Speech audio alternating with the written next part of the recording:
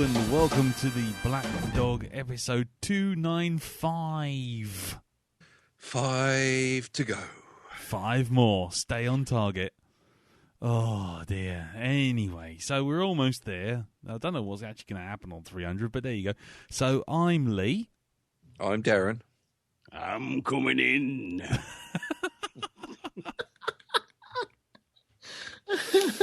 I'm Elton. Go on, El. Go on, mystery guest. Hello. Hello, Herc, our man in Canada. You going to hear me now? Sorry, just in case anyone's wondering, we just watched a thing on YouTube all together where basically Shaggy calls up Sainsbury's. But so if you get any weird random Mr. Lover moments, that'll be where it's coming from. Anyway, all a bit random. So there you go. So yeah, welcome to episode 295. As previously advertised, this is the end of the world special. No. No, not really. So here we are on the other side of that apocalyptic wall that we were talking about last week. And yes, so we're going to be doing a review of LA Confidential, which has nothing to do with the apocalypse, but yeah, what the hell. So yeah, we'll do a little bit of how everyone's week's been, and then we'll get on with reviewing LA Confidential for our Educating Elton Week season thing. So, until that point, let's find out how everyone's week's been. And, of course, we have a guest here. We have Herc, all the way over the other side of the Atlantic. Come now. And, don't ask. And so we're just going to ask him how his week was. How is your week, sir? Oh boy. Apart from that, I watched Captain Phillips a couple of nights ago. Okay. That was One of the lesser Marvel films. Yes. That was really good. It's like I was actually like properly biting my nails during it, and right. the last scene, like the realism kind of almost gave me a panic attack. So I would recommend that film. Nice. It's probably not one I you'd pulled watch. my eyes out of that. Yeah, I can understand that. Really? Completely. Okay. Yeah. It's raw, man. It's Okay. I've not Doozy. seen it. I'm not judging anyone. I'm just saying I haven't seen it. it's not like one you buy on like DVD, but it's like definitely watch it once kind of thing. Yeah. Okay. Fair enough. So, okay. So it was a good. So it's a good film. You recommend it? Yeah, for Despite sure. everything. It's the tension is handled really well. Ah, cool. Okay. And anything else, sir? Or anything you wish to discuss? Let's put it that way. I got about halfway through season 2 of Daredevil, but I think I'm just gonna give up or like skim through the action scenes because, Yeah. man, I don't know. I realized I 99 or 95% agree with Punisher, and everything Daredevil says kind of like empty platitudes. So Okay. I think I'm done with that. And also, to be honest, I don't know about you guys, but I'm pretty ninja'd out. Like, Yeah. ninjas, Yeah. So maybe I'll just skim through the action scenes because that one in the stairwell is excellent. In fact, to be quite honest, because I had a similar sort of thing with Daredevil, I would recommend just going straight on to Jessica Jones if you got any kind of interest, because that I think is a superior thing, a much superior. And then from there, obviously, you can go to Luke Cage, which is good. I'm enjoying it. I'm about 8 episodes in, but Yeah, I'm a couple of episodes into that too. yeah, I am liking it. Yeah, but Jessica Jones out of the 3 is definitely the better series. I would definitely recommend that. I think you'd find a lot to chew on, shall we say? yeah. I watched the first episode and then like I had to take a break from it because it did a good job of like being upsetting. So I'll come back to that when I'm ready. Yeah, it does get lighter, or it just at least it maintains a tone. Let's put it that way. So it's a bit like getting in a hot bath once you've had one or two dips in, you kind of like, okay, I'm fine. Yeah. Yeah. Not whether or not you want to do that is up to you. Anyway, anything else, sir? Nah. No? Okay, well, fair enough. That's no problem at all. Okay, then we'll move on to you, Elton. How was your week, sir? Quite tame, really. Really? I've just realised the desk that I put all my computer stuff on is covered in fucking glitter, and it's like the fucking glitter bomb has gone off. Fuck me. It's the sign. First sign. Is this just from ordinary glitter? I mean, is it actually breeding? Oh, it's bloody horrible stuff. I think the girls were at the table earlier on, and maybe cutting and sticking stuff because you know it's that time of year for cutting and sticking stuff. And I got home after football, taking Jacob to his football training, and the table was clear. I thought, oh, okay, great, I can set my stuff up there. And just got on the phone to you guys. I've just noticed it all over my fucking hands. It's all over my trousers, jumper, everything. Fuck my luck. Yeah, that's never going away, mate. That's just never going. No, you'll be finding that forever. It's like nuclear fallout. The fucking hell, man! It's everywhere. Honestly, It's a fabulous nuclear fallout. It's the best nuclear fallout forever. It's super. It's a super nuclear fallout. Yes, I will die fabulous. You will. Yeah. With a glittery smile upon your face. Oh, God, I hate this stuff. Apart from that, I'm going to have to move. I really am. No, it's been quite a quiet week. I shared, I think, a evening with you guys, but I'll let you guys do that thing. So, yeah, nothing really. Okay, cool. Okay, well, because that thing led to something else which I needed to talk to you before we started recording about. But I might as well tell you on there. But anyway, there we go. So okay, then we'll move on then to Jim. How's your week, sir? I made a disastrous discovery. Okay, an Android port of Elite. Oh my word! So you're playing it on your phone? Is it Elite? Elite, yes. So I play it on the tablet and kind of like, nice. Oh dear. So it is just like the original Elite with some flashy 3D graphics and runs perfectly well. Uses the accelerometer so you can actually steer by tilting the tablet. Oh my god.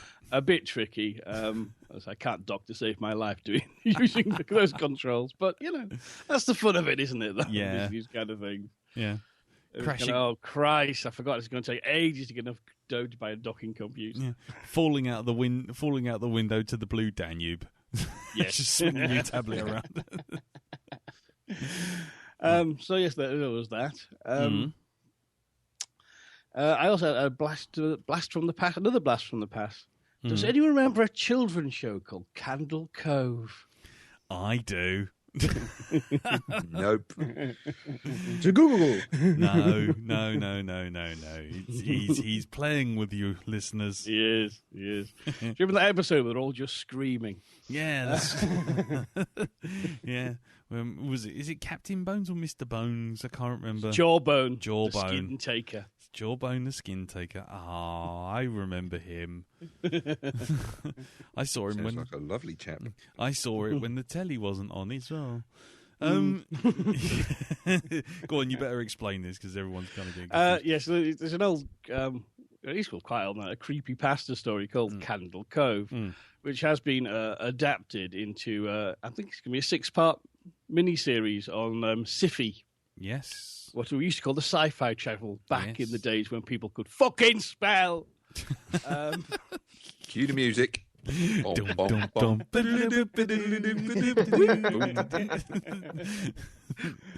Yeah. But it's really, really well done. I think I binge watched all kind of 5 episodes over the weekend. Nice. And it was kind of like, damn, I mistimed this because I think tonight or tomorrow at the last one. So yeah, it's kind of, this is really, really good series. I mean, it has kind of the touch of the old sci-fi cheapness to it, but it doesn't kind of really matter. Mm. And it has this, I don't know, it has this weird sort of thing of everything is slightly uncomfortable and stilted, and which just really just adds to this sense of the whole thing is very, very wrong. Yeah. And I'm just hoping it's going to fall at the final hurdle. Well, I don't think it does, because I think they've already said it's going to get renewed for another series. And was it Channel 5 or 5 Star are showing it now? Oh, right. Yeah, that's good. Yeah, under the guise of Channel 0 is what it's called. Yeah. Yes, toothy creature. Anywho, I'm not saying another word. Yes, I've greatly enjoyed that. Very good. And to add to the general ghoulish retro fun I've been having this week, I went to see a little play called Murder by Gaslight. An evening with some of Britain's finest poisoners. Nice. Don't drink the Kool-Aid. Now, they did have free refreshments at the half time, and people were a bit nervous. I bet they did. Yeah. But yeah, it's by there's a theatre company called Don't Go Into the Cellar Theatre, who build themselves as a Victorian theatre company with bite. Right. And they do a generally almost kind of one-man shows. I mean, it was just really kind of one actor. The first half was he, in full Victorian dress, doing essentially a one-man show bit of the life of William Palmer as William Palmer, who was actually a notorious poisoner, indeed dubbed the Prince of Poisoners. Nice. By Charles Dickens. And very brilliant performance, darkly amusing. And actually genuinely chilling, I'd say. And the second half was a similar deal with Dr. Crippen, with interludes from his wife, who he'd done away with almost horribly. I was going to say, did she call out from the bath? It was actually worse, but I won't say how. Okay. But they seem to be almost permanently kind of on tour, and they potentially play little small venues. I mean, they play kind of the local railway museum that has like a meetings room, which was actually a brilliant sort of setup for this kind of thing. And they play a lot of museums and kind of odd places. Anyone's got an interesting room. They do a Sherlock Holmes show, a Tea with Oscar Wilde show, and obviously this time they do a Christmas ghost story show. Nice. Which they're doing 3 dates quite near me at near the museum, Beamish, which I'm just plotting. It's a sod to get to, but it's going to. I'd quite like to do that if I can possibly wangle it. So you should get in with them. Big shout out to Don't Go Into the Cellar Theatre Company. Nice. Go to their website, find out where they're playing, and go along. You will have a good time, I guarantee it. Nice, cool. That sounds good. That sounds really cool. Okay. And that's been my week. And that is your week. Okay. I am Jim Moon, and this is the 6 o'clock news. Cool. Okay. Brilliant. Well, what about you, Mr. Barnard? How's your week been, sir? Well, how's my week? Well, I'll start off with the little stuff first. Yes. Downloaded a very, very cheap and cheerful game from Xbox Live called Swindle. Have you heard of that one? Nope. Okay, it's a steampunk bank robbery, or should I say robbery game. I don't know if you can call it bank robbery, but it's just about thievery in general. The story goes that New Scotland Yard are about to unveil their new crime-fighting machinery, and you've got 100 days to sabotage the actual process. And to do that, what you've got to do is you've got to break into various houses and just steal money and build up your thief.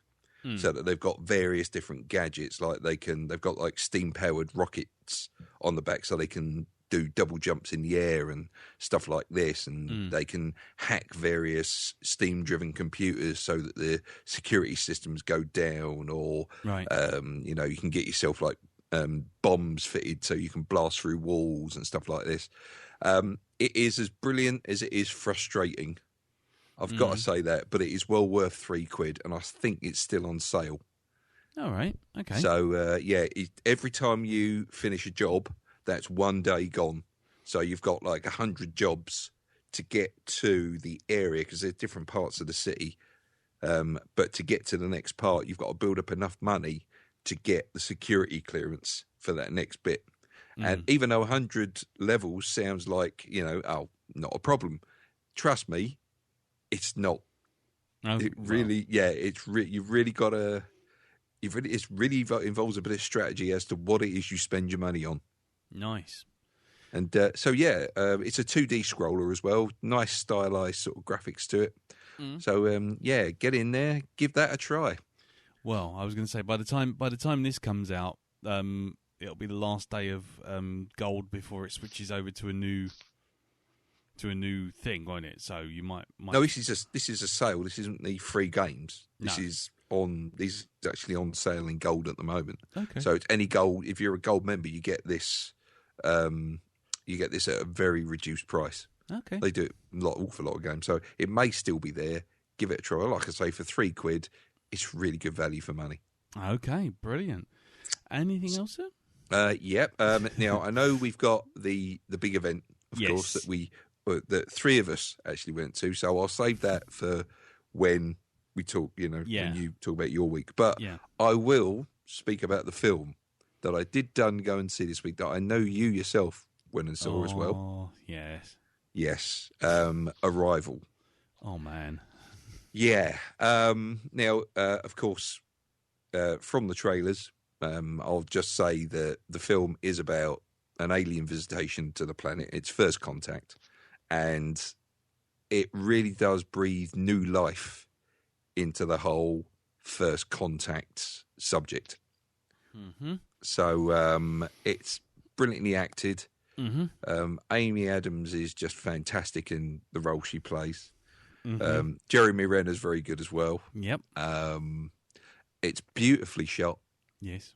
And it's just the whole build up to the finale, getting on the way, trying to you've actually. I mean, what I would suggest is don't go in expecting to see a film that's all flash bang wallop, because this is not it at all. No. This is a totally different approach to First Contact. To sort of like some of the blockbusters you've seen, it really is. In tone, if anybody wants some kind of baseline level, though, I would say it's better than any of these films.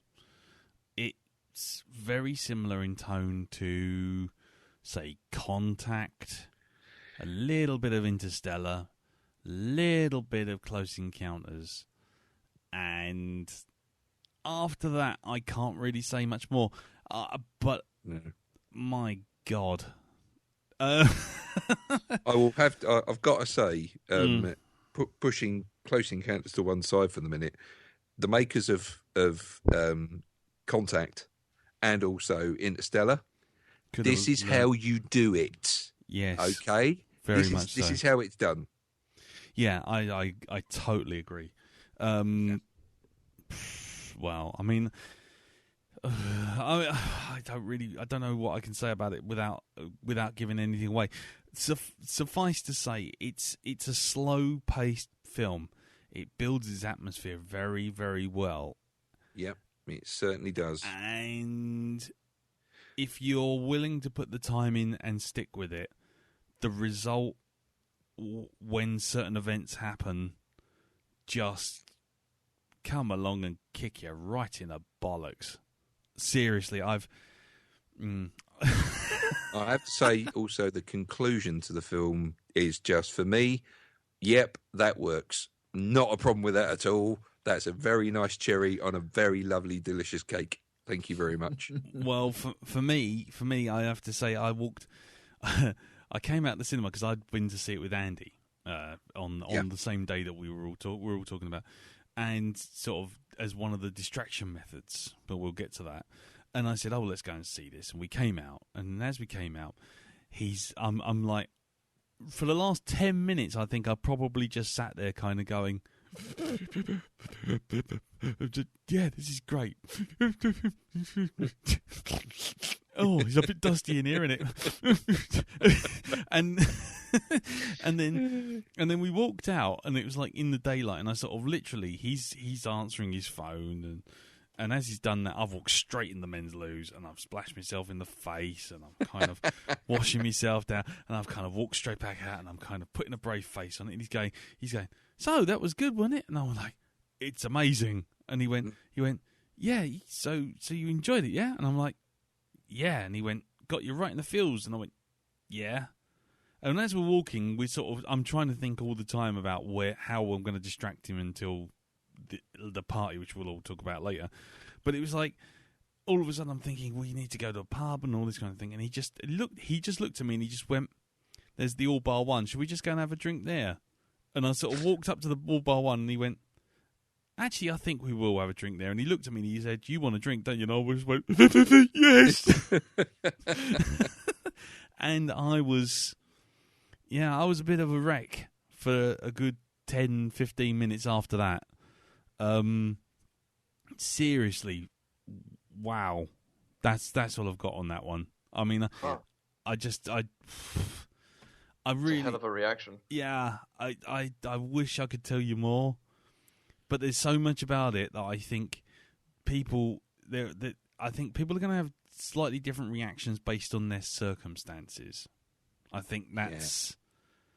I think in the same way as you watch something like The Exorcist, and if you're religious or you have any deep-held religious beliefs or you have any spirituality within your sort of, your family history, then it's going to hit you because you're going to be like, oh my God, this is everything I've been told. And for someone like myself who thinks Sky Wizards are all about as real as Jedi, it kind of just went, yeah, whatever. Now this, for me, has stuff in it, and I just was like, I can't cope with this. I really can't. But I could, and it was amazing, and it's a beautiful film, and it's just, wow. Denis Villeneuve, who's directed it, is doing the Blade Runner sequel, and to be quite honest, I have got less than no worries about that now, to be honest. Because I came out of that film, came out of The Arrival just thinking, wow, just flat out wow. Yep. Anyway, carry on, Dal. Go and finish off your week. Well, I was going to say, just where the film is concerned, it does lead you up the garden path. So you think it's a bit of a cliched movie, but then as you do watch it, as Lee says, put the time in, go watch it. And going is not be. I personally don't think there are many people who'd be disappointed. Although we did meet one person. Yes, yeah, that fucking twat. What, did you bump into Max Landis? Not far off.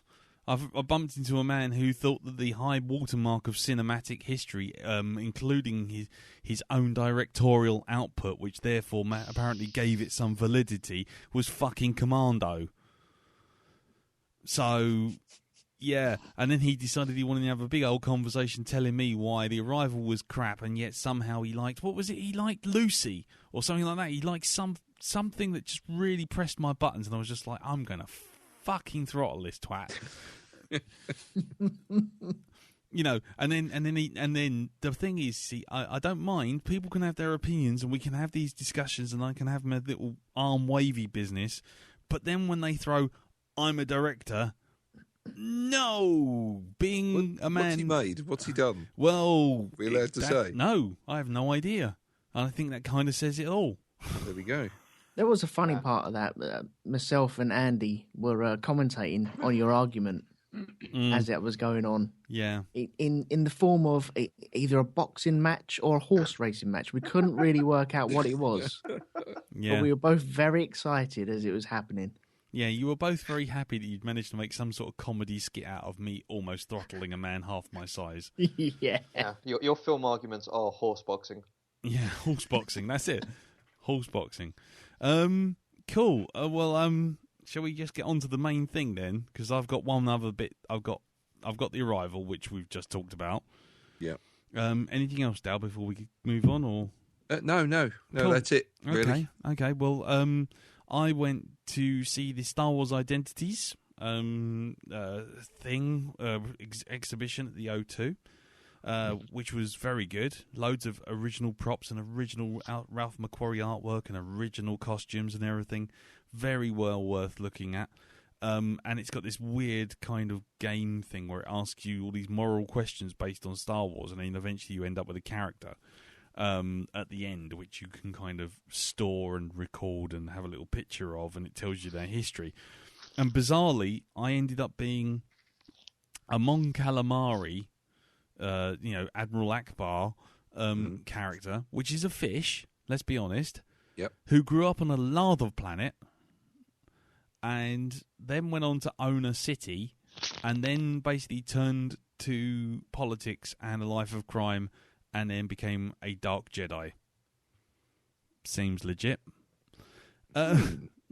So, anyway, the exhibition is superb. A bit pricey, though, for what it is. It's 25 quid for a ticket. It's not actually open until the 18th. So if you do want to go, it's well worth a look. But I would say just bear in mind that for what it is, 25 quid might seem a little steep. Everything is 25 quid at the fucking O2 when it comes to events. Climbing the fucking O2 itself is 25 quid.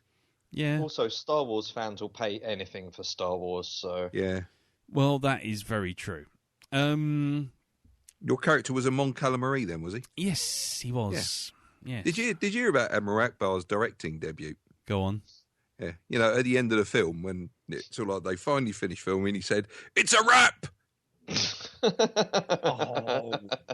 I was actually working towards pressing an instant CSI, and you know what? I'm not.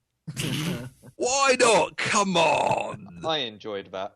There you go. Herc enjoyed it. It deserves one. Thank you. Oh, for goodness sake. I don't know I can control the volume on this thing at the moment. Is it going to blow me eardrums? It might well, and I'm just a bit worried because for some reason my sound controllers have all gone a bit wonky when it comes to sound from Chrome. So just imagine that it went wow at the end of it, and we'll be done with it. Okay, Thank you. There you go. You happy now? Yes, I am. Yes. Right. Okay. So yes. Moving swiftly on. So we went to see that, and then went to see The Arrival. On the Sunday, I went to see Doctor Strange. Oh, right. Okay. What did you think? On the one hand, I really liked it. I thought it was good. I thought it was a serviceable, fun Marvel movie. Yep. I think, and Max Ridgway on the on my Facebook wall pretty much said you can't really compare them. But after watching The Arrival and then going to this in such close quarters, I kind of may have judged Doctor Strange a little harshly, because it was like going from, and to quote Mr. Plastides, it was like going from a 5-star Michelin meal to walking around the corner for a Happy Meal for pudding. and they're fine on their own, but you really don't want them in close quarters. And I enjoyed Doctor Strange, and I think any other day I would have really enjoyed it. I had a lot of fun with it, sitting there watching a lot of stuff. I loved the little stingers at the end. I loved all the I loved the stuff with the bad guy, repeat, wash, rinse, repeat. But I loved all that stuff. It just like I say, it just was a bit too fly away and lightweight and foofy and indistinct compared to what I just witnessed like less than 12 hours before. Though what I was quite interested in was the fact that I could easily identify the rewrites by Dan Harmon. It was very, very obvious. Right. Because all the Doctor Strange stuff was all fairly straightforward and, fine. He's very just dour and then all of a sudden he'll do this whole thing with Benedict Wong about Beyonce. And he's trying to come up with Eminem, and he's trying to come up with all this, and it's just tonally it just shifts so much that I'm just like, there he is, there's my man Mr. Harmon right there in this little section here. And there was lots of stuff like that where you kind of just go bing, gotcha. And that's not necessarily a criticism, it was just interesting. But anyway, so yeah, Doctor Strange, worth a look. Definitely gonna get it on DVD, but like I say, I think it just suffered from proximity to something I thought was far superior. What What else? And obviously the Andy's birthday. How do we want to explain this? Well, it was a pseudo surprise party, shall we say? Yeah, So, I think that's safe to say. Yeah, Who snitched? Well, it wasn't that he snitched. It's basically what happened was we've been Amber, his girlfriend, basically sent us all a message saying it would be nice to have a party for him, and we're like, yep, fine, we'll do that. And lots of backwards and forwards as you get on these planning kind of things.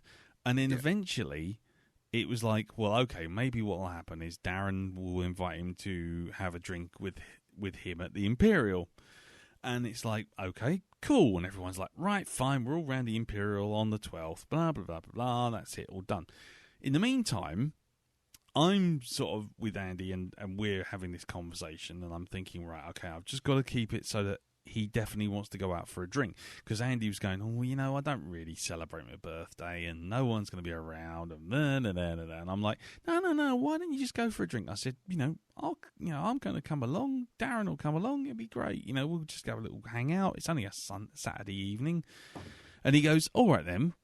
And then all of a sudden he goes, I tell you what, I'll book a table at the BFI. And it's suddenly like, everyone's like, panic, where's the BFI? Where are we going? What's going on?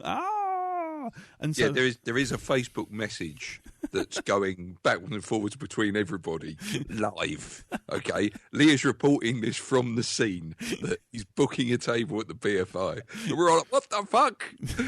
No. What are we going to do now? Meanwhile, what are we going to do now? Meanwhile, You wanted miracles, Theo? I give you the BFI. Exactly. And in the meantime, all the way through it, is Elton going, where's the BFI? Where's the BFI? Does anybody know where the BFI is? Could someone tell me where the BFI is? Can I just say, by the way... Then there's a picture of a concrete wall saying, is this the BFI? Yeah, that picture, it looks like two blokes were selling stolen goods out the back. It's like two blokes all like shifting something into a van. It literally is just a slate grey concrete wall. And he's like, is this the BFI? It's like, what the fuck is that? I might as well just ask Twitter. I would have got a better response on there. You might as well have just typed in BFI into Google Maps. You would have got a better picture. I explained it in the thread. Yes, you did. So, anyway, so that happens. And then what happens is, like, we finally get round to, like, oh, right, okay, so Darren's going to sort out a room. And I'm gonna have to distract Andy for the day. So I went to the Star Wars Identities, went to see Arrival, went for a drink, and then went to the Forbidden Planet. And we're like, well, that's gonna be cool, because by the time we go for the Forbidden Planet and go get something to eat, because that's what Andy wanted to do before going to the BFI. It's like we go get something to eat, and then we've still got like an hour and a half before everyone's gonna be at the venue, and we go look for something to eat, and Andy goes, well, how about a Five Guys or a pizza or something like that? And I'm thinking, something that's going to take ages. Something's going to take ages. Something's going to take ages. So I went, no, I'll tell you what, I don't really fancy a Five Guys. And he goes, no, that's actually, you're right. Fair enough. Let's not do that. Let's go to Nando's. And I'm thinking, oh, well, Nando's, that's great. Fine. Usually it takes you like 20 minutes to get seated. Then it's going to take you another 20 minutes to get food. And then by the time you've actually eaten it and just had a drink and all that kind of stuff, it's going to easy. Hour, done. Love it. Just to interject into that part, just to let you know what was going on in my universe at this time, right? Okay. Yeah. You're trying to organise that. I'm at Bromley, right? Because I've just met my parents and my son's there. And I'm trying to hunt down for something for Andy, for a present, right? Find something. I get to Bromley North Station. I'm running in. I'm thinking that train's not getting any closer as I'm running towards it, and I'm realising it's slowly pulling away from me. So I'm trying to get to the fucking door. So it's like I'm looking at the time, thinking, "Fuck bollocks, fuck bollocks." So I sent you a message saying, "Gonna be late. Yeah. So now delay. Yeah. Pull the ripcord. Emergency alarm. Mum. So yeah, so now it's like, okay, panic stations now. So I'm like, right, okay, fuck it. So we went into Nando's. All the while I'm getting messages, and I'm like, okay, right, fine. So I said, I'll tell you what, I'll go and order. And he said, do you mind going and order? He gives me some money, and I get up to go. And I'm thinking, right, okay, I'm gonna just. And people are going into the queue, and I'm like, no, after you. No, after you. No, after you. And eventually it gets to the point where there's actually no queue. It's just me standing there like a lemon with like 10 feet between me and the actual ordering centre. And the bloke's just looking at me like, you going to order? And I'm like, yeah, sorry. And then I placed the order. And as I'm placing the order, he goes to me, well, I'm terribly sorry because so many people have been placing orders and it is a Saturday night. It's probably going to take about 20-25 minutes to get the food. And I'm like, yes, brilliant. No worries. Okay, thank you very much. I said, no problems. Paid the money. Walked back to Andy. It's going to be about 25, 30 minutes, blah, blah, blah, blah. And he's like, okay, fair enough. Sitting there, we were there 5 fucking minutes. The bloody burgers, everything, turn up, bang. I'm like, shit. What do I do now? And this is where inspiration strikes. So what happens is I'm sitting there, I'm eating this burger, and I've got an extra hot piri-piri, and Andy's been going on at me because last time we had Nando's and I had a chicken like that, I was not ready for the power of the uber hot piri-piri. And so I ended up complaining to him the next day that, like, you know, my arse was on fire, my lips were on fire, sort of thing. But now I'm a hardened chili eater, and I'm quite happy with this. And I'm like, nosh, nosh, nosh, nosh, nosh. And it's lovely, yum, yum, yum, yum, yum. And then all of a sudden Andy goes, shall we go then? And I'm looking at my watch, and I'm like, 25 minutes have passed in total. And I'm like, fuck. What do I do now? So I went to the toilet, and I'm trying to hang it out there by kind of like, what do I do? And I came back out the toilet, and as I did, inspiration struck, because I was washing my hands, and I sort of like, got it. Only one person could be as clumsy as me. Me! So I we walk out of the train, walk out of Nando's, and I go, you know what I shouldn't have done? And he goes, what's that? And I said, I should have washed my hands before I went to the toilet. And he looked at me sort of like, oh my word. And I start making these kind of,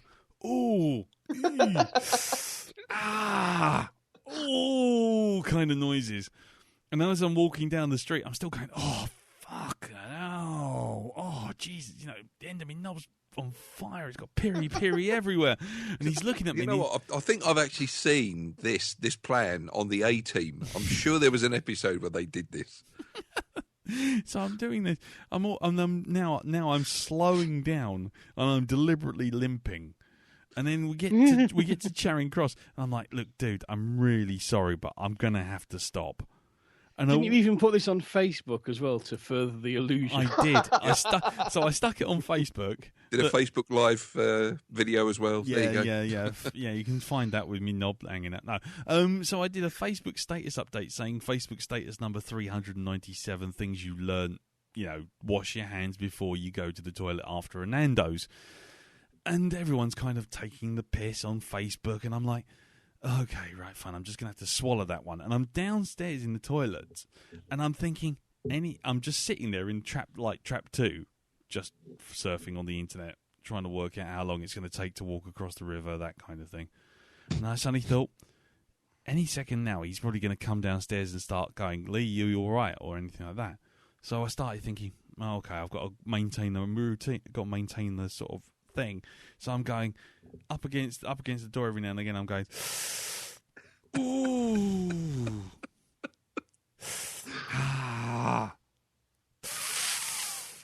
fucking hell. Could be a fly on the wall. And you can hear people walking past, you know, the floors, sort of people walking past. And I'm thinking, okay, right, fine. So I've done 10, 20 minutes. That's fine. Okay, now I'm coming out. So then I come out, and he's looking at me. He's going, only you. This is Andy. He's going, only you. Only you could do this. And we're kind of walking across. I'm saying, yeah, I think I've sorted it out, but I'm going to walk a bit slower now. And he's like, no, come on, it's okay. So we make it all the way to the BFI. But I'm just kind of every now and again just kind of slowing down very gradually. So he's kind of getting ahead and then kind of stopping and keeping pace, and then people are bumping into us and everything. I'm steering us into people walking the other way and all sorts of stuff. And finally we got to this bar, and I sort of texted Darren. I went, "We're here. That's it. I've done enough." We went upstairs into this place. And as we went upstairs, Darren meets us. Okay, you can take over from this point, can't you? Yeah, by now, there's quite a few people just sitting in the room.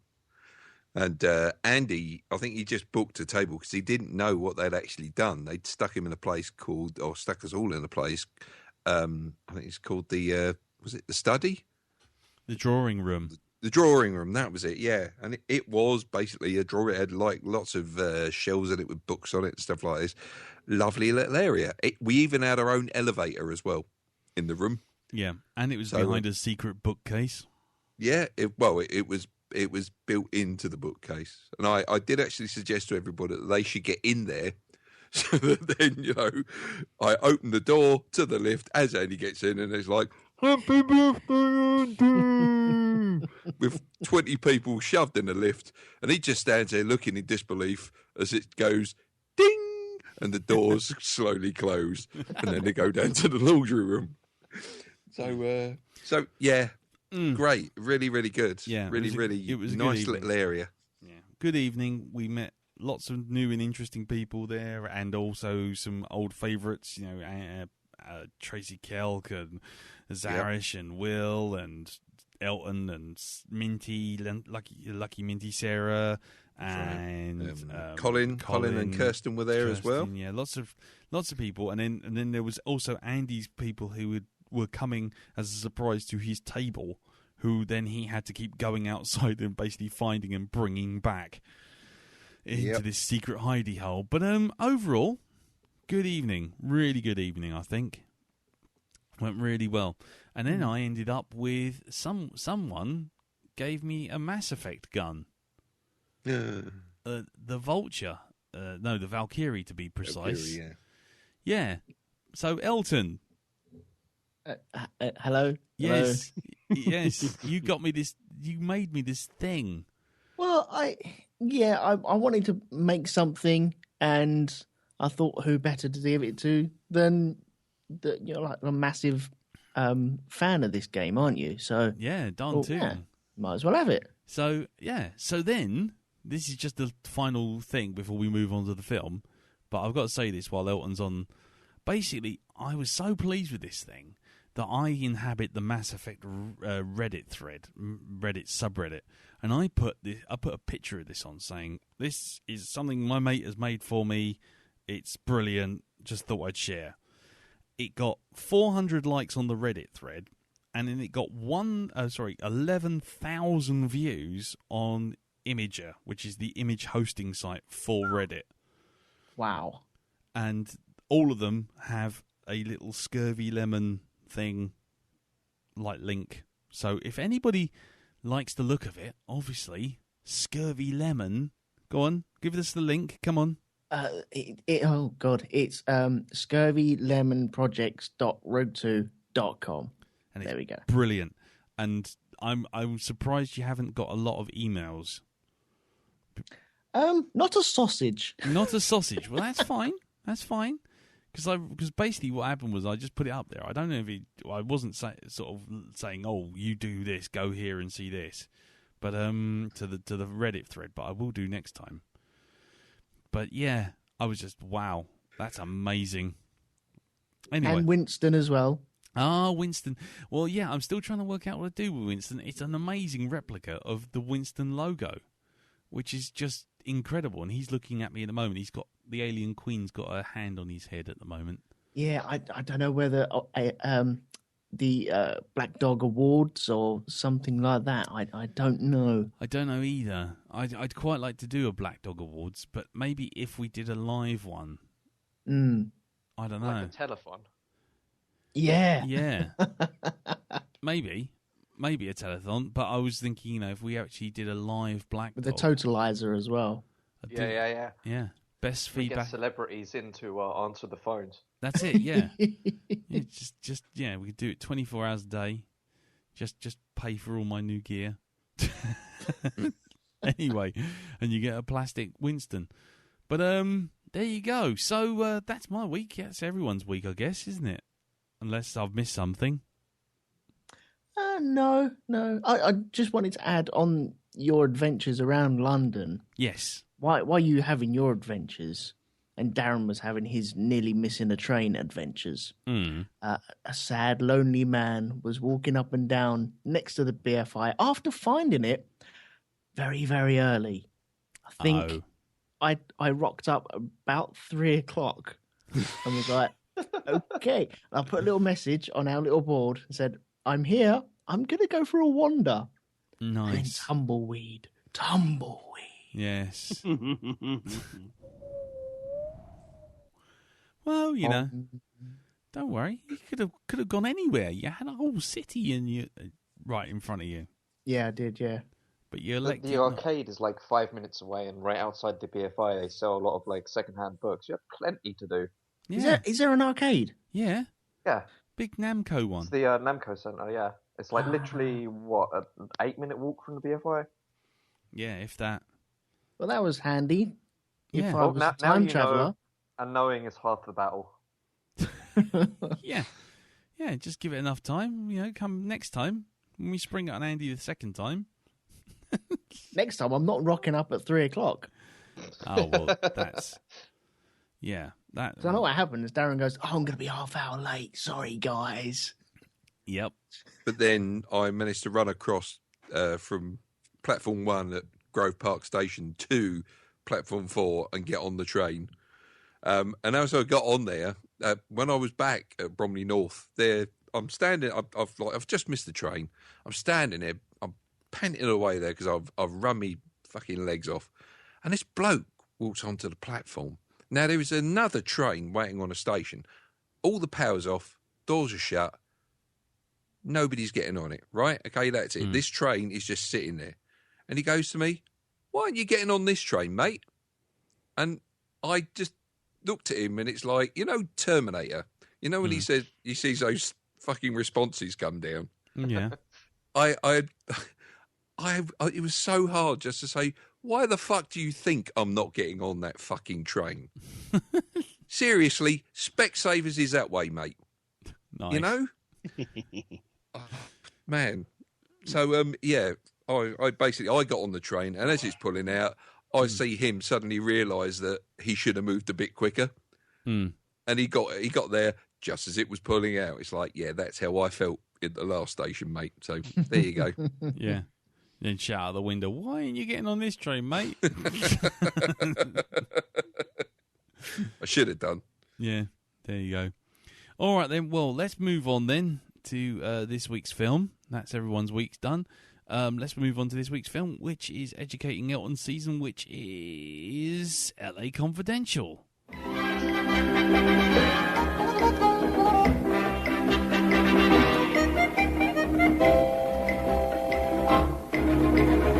You've seen fuck all! LA Confidential is a 1997 American neo-noir crime film directed, produced and co-written by Curtis Hanson. The screenplay by Hanson and Brian Hegland is loosely based on the James Ellroy 1990 novel of the same name, which is the third book in his LA Quartet series. Like the book, the film tells the story of a group of LA Police Department officers in 1953 and the intersection of police corruption and Hollywood celebrity. The title refers to the 1950 scandal magazine Confidential, as portrayed in this film by the magazine Hush Hush. At the time, Australian actor Guy Pearce and New Zealand actor Russell Crowe were relatively unknown in America, and one of the film's backers, Peter Dennett, was worried about the lack of established stars in the lead roles. However, he supported Hanson's casting decisions and gave the directors the confidence to approach Kevin Spacey, Kim Basinger and Danny DeVito.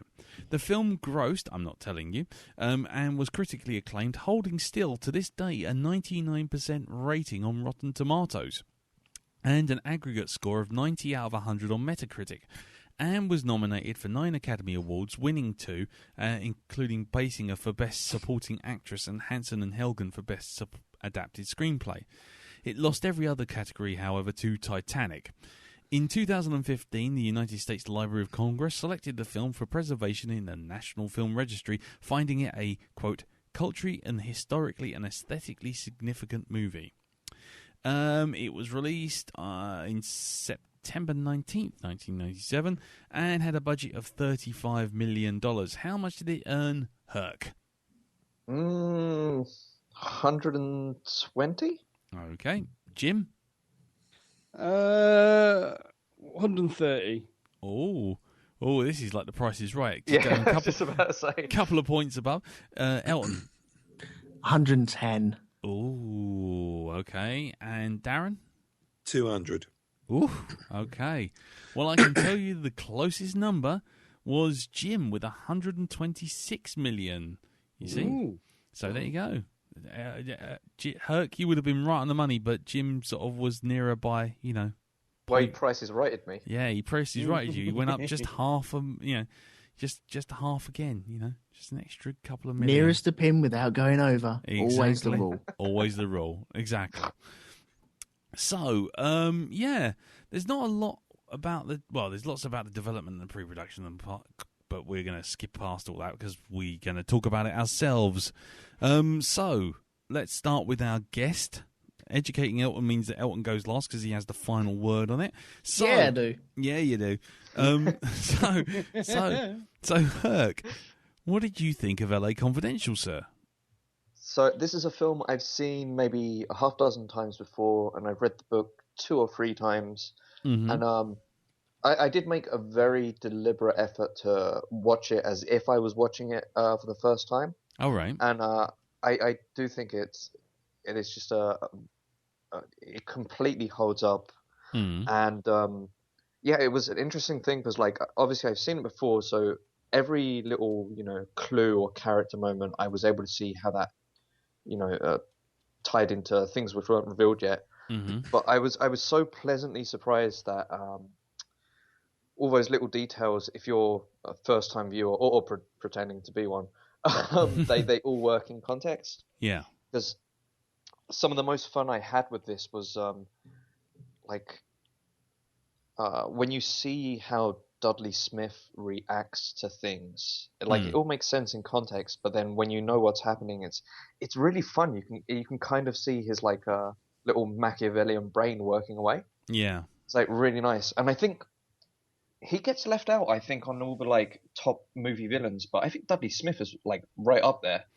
Yeah. Because he's got that Machiavellian thing, and then he's also got that Irish brogue, which helps sell it as well. Was it really?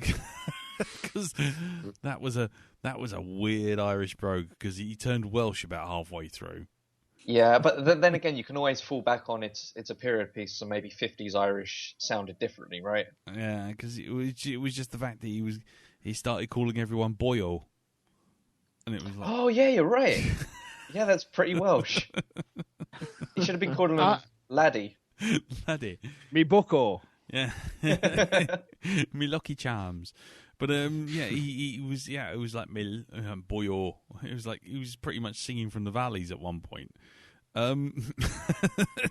Speaking the period thing, that is a nice thing. Is that it's so much easier for period movies not to date.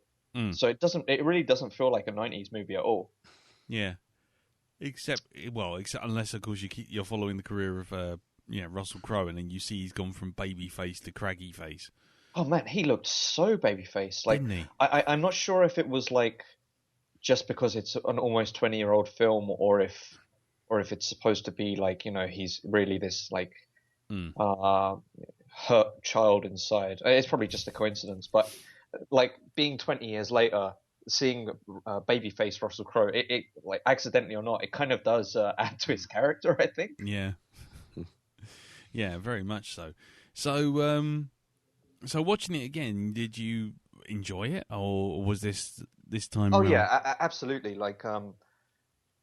I know it's over 2 hours, but it doesn't feel long at all. it's really nicely paced. Like I'm a big fan of like 50s kind of detective noir, so that helped. And like I was really trying to be, take the rose tinted specs off. Like I think if I was gonna come up with, like, if I had to come up with a criticism, I'd say Kevin Spacey's character is a little too lightly sketched. Yeah, but not a big deal. And like one thing I do want to get to is, like, we've done a lot of adaptations in the past. Like, what was the last one? Like Dreamcatcher, maybe, and that Hunt for Red October. Boy, howdy. Pardon? Hunt for Red October, I think, was our last book adaptation. Oh, was that directly based on the book? Yeah, Tom Clancy. Oh, I thought it was just based on the Jack Ryan character. I didn't realize that story was book.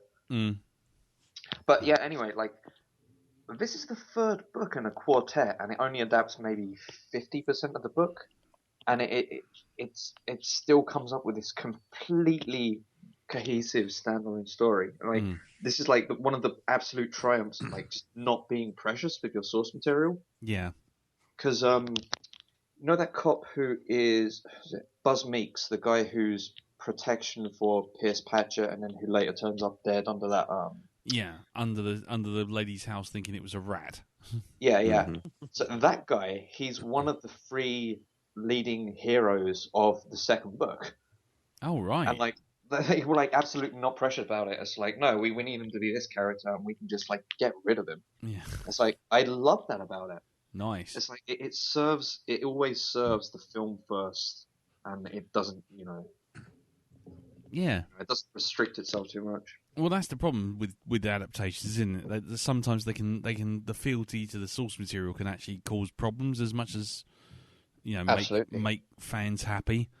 So yeah, okay, cool. Can I add one like fun fact? Sure, go for it. So when I first saw the film and when I first read the book, I didn't know how much of the fictional narrative was interweaved with like reality. Mm-hmm.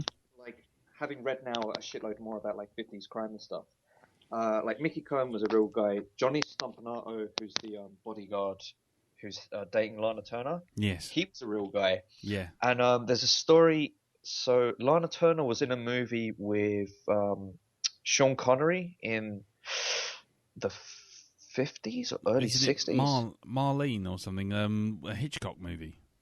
Maybe. But basically, Johnny Stompanato got like jealous, so he flew over to the UK to confront him about it, and he pulled a gun on her. And Sean Connery, pre-James Bond Sean Connery, disarmed him. Oh, nice! Did he give him a slap? Slap his smart mouth. Yeah. Yes.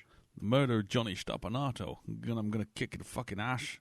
Hey, is that a gun in your pocket? Oh, it is a gun. The movie was called Another Time, Another Place. I'm just going to keep saying, don't worry. I'm just going to keep saying it. Because I think for now that's my thoughts on the film. And also, I really like the score as well. It's really nice. Yeah, the score is lovely. Really nice score. Who did that score, actually? I'm just going to have a look. Music. Jerry Goldsmith. I'm sure I'll have more to add later, but that will do for now. Cool. Well, Jerry Goldsmith did the score. There you go. Ah, okay. There you go. And it was Another Time, Another Place with Sean Connery and Lana Turner. But anyway, moving on. So let's move on. Thank you for that, Herc. Well, like I say, we will get into more of it when we start discussing it properly. But we'll move on to the person who hasn't seen it at all. Next, which isn't Elton, because Elton gets last word, so it's over to you, Darren. Yes, indeed. Because I thought you'd seen it. No, I've managed to somehow avoid this film right up until now. Oh, so right. First viewing, and I've got to say, I think it captures the whole 50s noir detective thing really well. It's got a real good. It could have been made in the 50s. This one, I think the dialogue is just right. The actors just really do fit in with this really, really well. And I do love getting near the end when Guy Pearce and Russell Crowe sort of like put aside their differences, and it's like let's go kick some ass. Yeah. That bit, when they team up, it's like, yes, fucking yes, get in there. So, yeah, I really like this film. I thought Kim Basinger was great in it as well. Mm-hmm. I'm trying to think of who I know she looked like she was supposed to look like a certain actress in it. You know, Veronica Lake. Veronica Lake. Yeah. Yeah, I thought she could have actually done, with a little bit of tweaking her, she could have actually done a decent Marilyn Monroe. There's something about her features, I don't know, very, very similar to Marilyn Monroe. So they could have put her in as that. But then again, who's it? Lana Turner? Yeah? Yeah. Yeah. Veronica Lake, sorry. No, Veronica Lake. I think, they probably got the right actress for her to be matching up against with that. But yeah, I thought it was great. I really enjoyed it. Yeah. Cool. Yeah, I thought performances all round fantastic. I like the little voiceover from Danny DeVito in that as well at the beginning. Yeah. You know. In another time, that would have been an intro of ours, wouldn't it? It would have been. I was thinking that right from the start. I thought Kevin Spacey's character was really good as well. I really liked his character. Yeah. And the way that, you know, when he meets up with that bloke that he busted earlier on with the girl in the hotel room when they were sort of like doing pot and that, you know, and that whole scene when he's talking to him and giving him, you could see that sort of, even though he's quite a flash fella, he's got that world weary look about him. It's that whole thing of, God, this bloke's so fucking wet behind the ears. Yeah. You know, I know what you're coming up against. You just really have no fucking idea, do you, sunshine? Yeah. You know. Yeah. Oh, So, Darren, were you surprised by the Dudley Smith reveal? I was, because I must admit, I was, while looking at the film, it's one of these ones that I think I have to go back and watch again. I'm looking more at the aesthetic of the film than actually following the story. So I was caught up with that. So I kind of lost bits and bobs as it went on. So it's a good job we had the little recaps later on, because it's like, oh yes, that's why they were there. Yeah. So brilliant. So you found yourself being a bit sort of stuffed by the story a bit. Well, up until a point, and then it was kind of, you know, they did the little recap for people like me, who have obviously some kind of, you know, sort of the knowledge sponge just doesn't work in this film. So I thought that was good, the little catch up there, and I did like the setup at the end as it was getting near the end, and you realise why Danny DeVito was there taking photographs of Guy Pearce, and it's just, it all comes together so very nicely. Yeah. You know, just all slots into place. It's like, so that, of course, I think he could get Russell Crowe's character to do the dirty work for him. Blah, blah, blah. So, yeah, it's great the way that, what was his name? It was Duncan, was it? Which one? Dudley. Sorry, Dudley. My apologies. It was great the way that Dudley just knew how everybody ticked. Yeah. So he could use that to his advantage, and he does with Russell Crowe very well. And it got. I basically didn't know it was him that was going to come out as the bad guy. But I think even though you know it, I think you can still go back and watch this film again and still get other stuff out of it. Yeah, you know, definitely. Definitely. It's a gift that keeps on giving, I think, this one. Cool. So, yeah, thumbs up from me. Thumbs up from you. Nice. Okay, then. Right, well, then let's move on to you then, Jim. What about you? What did you think of this film? Well, to pick up from last week, when I started watching this, as soon as that opening kicked in, I thought, I remember this one now. But it all started to sort of untangle itself from other noirs and period crime dramas. However, that said, I still didn't remember all the ins and outs of the plot, because I had read the books. In fact, read all the LA Quartet many years ago, and they all kind of merged into one, and I couldn't remember which bits from which book. And this is only half a book anyway. Yeah. So he actually sort of kept me guessing again this time, which was good. And I mean, I think this is one of those films. It's a long film, but it's so beautifully made. And I mean, it is kind of it's almost panoramic. There's these huge shots of LA streets with vintage cars, and you're thinking, how on earth did you do this? Yeah. Get rid of the skyscrapers and all the modern crap. This is really, it's just so immersive in its vision. And it's such a truly stellar cast. It's a great film just to immerse yourself in, let it wash over you and just, go with it. I mean, I think a lot of people when it first came were a bit put off because it was up for lots of Oscars. And by the late 90s, I had started ringing bells for a good many of the film-going audience, going, it's up for a lot of Oscars. It's going to be worthy and shit then, isn't it? But actually, this is a very fun film. You know what I mean? It's a good story, well told. There's social commentary in there. There's history in there if you want it. But it's a film concerned with telling you a crime story first and foremost, and that's what it does. And does so brilliantly, I think. My only real issue with it was, and this wasn't a problem I had when I first saw it, is Russell Crowe. It's kind of, I thought, playing a thug who fights a lot. Not really a stretch, is it, Russell?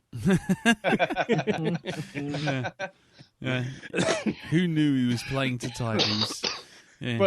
But I don't really blame Russell Crowe for that. Inadvertently, it's his fault. But it's that fucking South Park episode.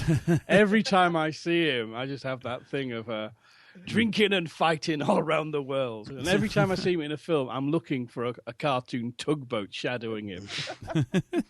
And it's just one of those stupid things that just sticks in your mind. That did this. He was the weak point, and he felt like the weak point in the cast because of that. Although I will say though, what I like about this film is, when you first meet his character, you think you are just an arsehole, fucking textbook police brutality. Then you get to know a bit more about him and why he is so violent, particularly with wife beaters. And you go, fair enough. Yeah. And kind of at the end, it's interesting. It is kind of him and Guy Pearce, or Mike from Neighbours, as he was known back in '97. The way they take two kind of different approaches to police work, and they have to work together.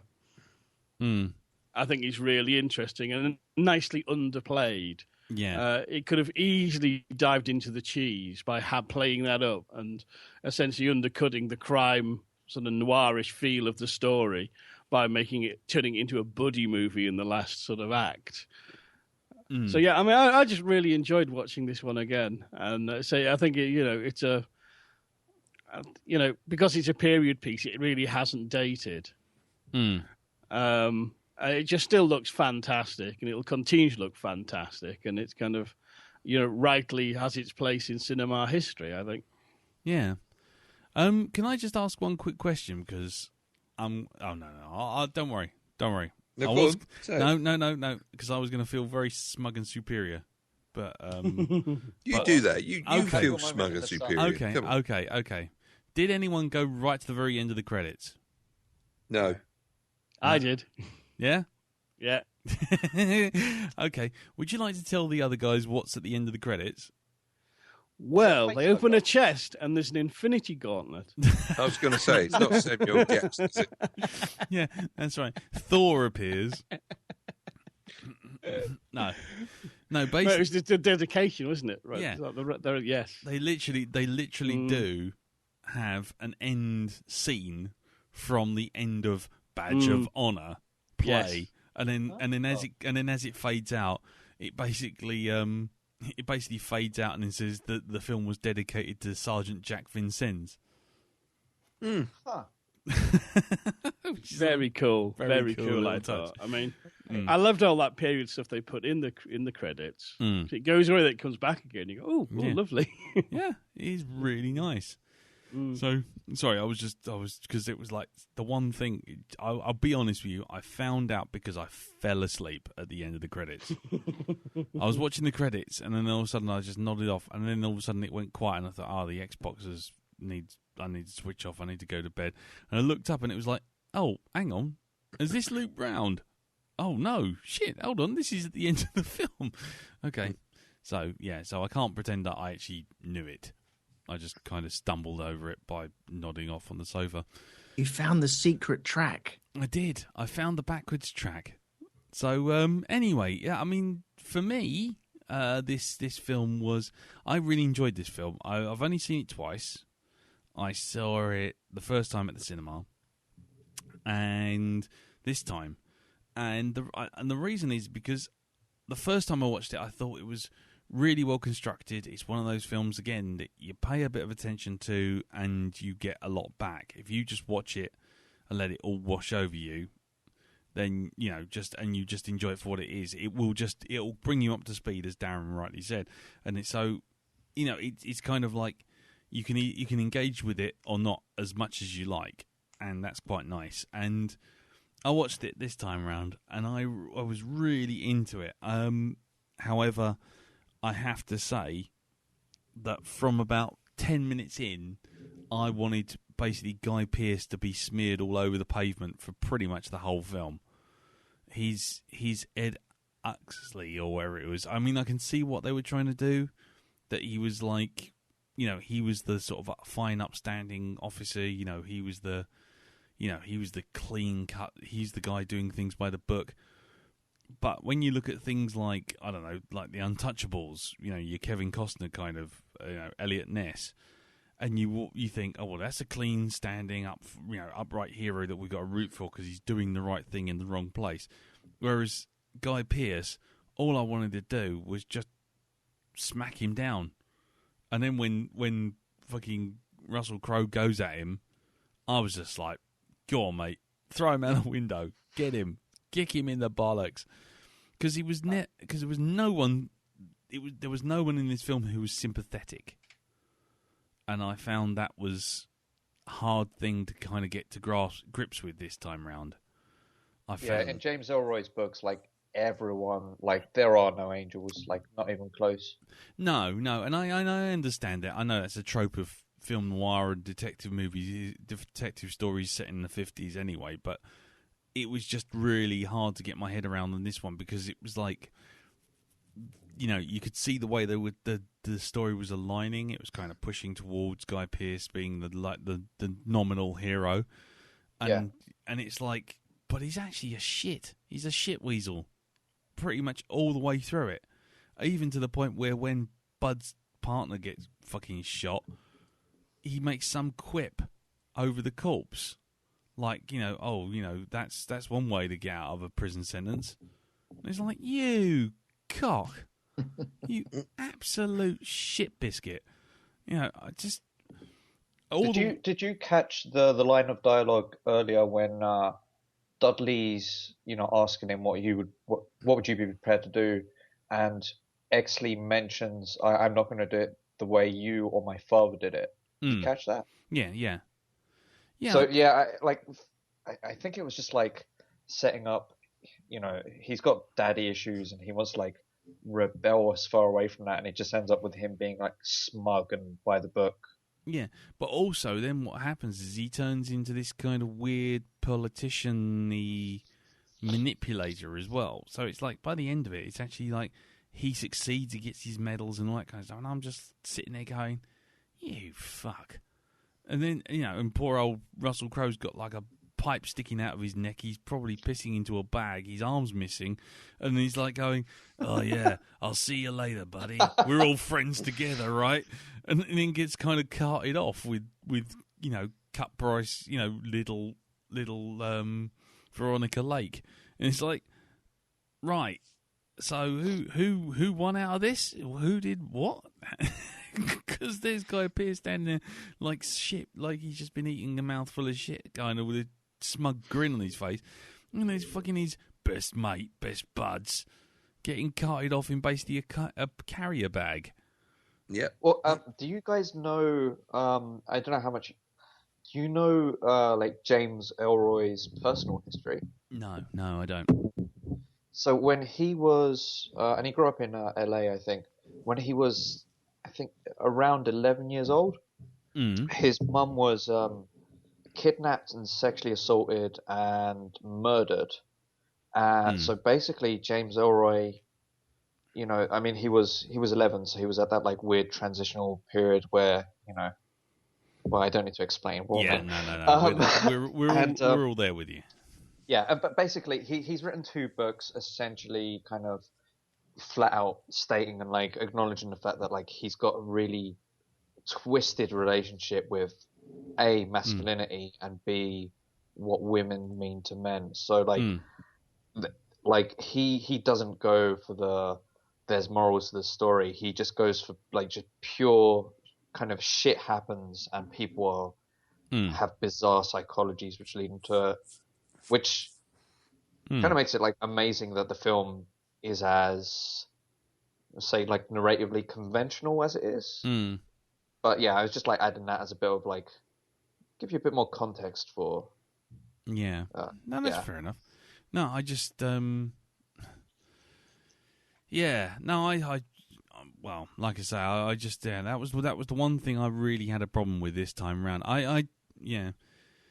Well, like I say, I just I had a problem with that. But otherwise, the film I thought was really nicely constructed, really nicely acted. I kind of was really put off by the fact that Jack Vincent's got basically blown away, because to me that was he looked like the character who was on a redemptive arc. Yeah. And yet that didn't happen. And so overall, I mean, I've got nothing really really much to add. Apart, I mean, like I say, I enjoyed it. I thought that it was well written. I thought it was well acted. I thought it was well directed. The look of it was lush, and the backgrounds were just full of detail. And it was kind of what I would want from a modern day film noir.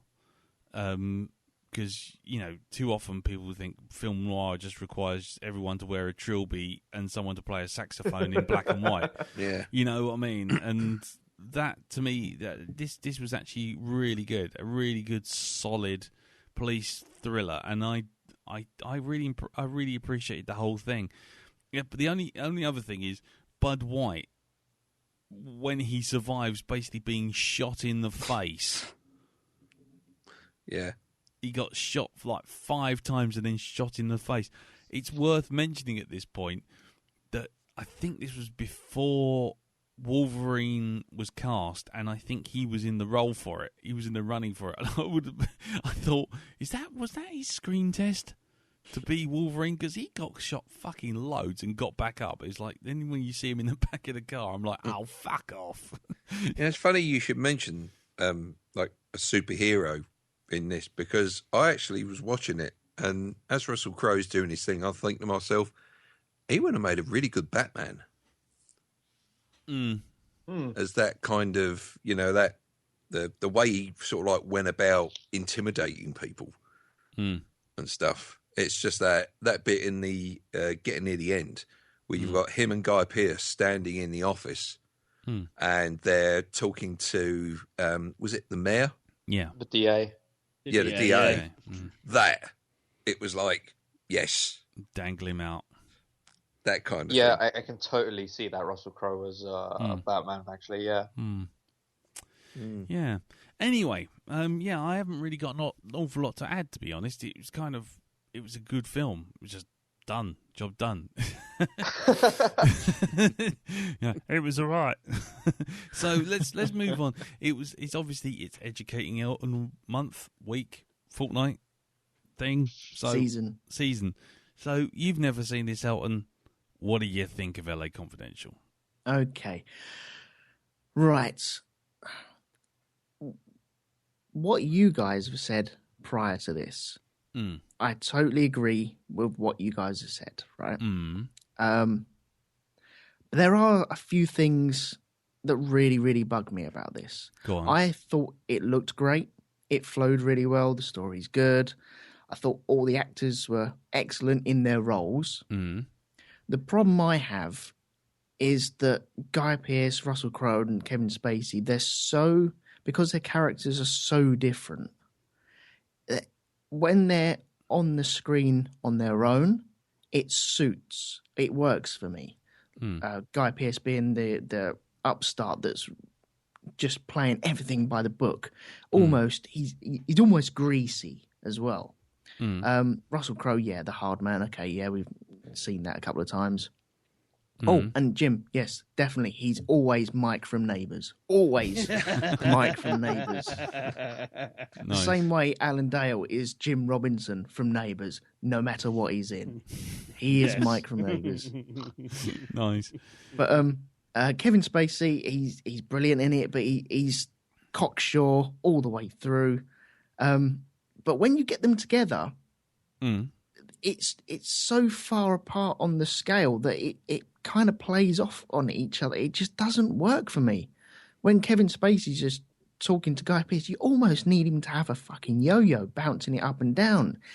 It would almost comically suit him. Guy Pearce is just, he gets locked up in his own fucking jail. What the fuck? Yep. I think it's not a problem with the story. I think it's more the noir aspect of things. I don't think I like noir. Right. Because I had a problem with Brick as well when we reviewed that. Yeah, you did. Yeah, I remember. And also Blade Runner.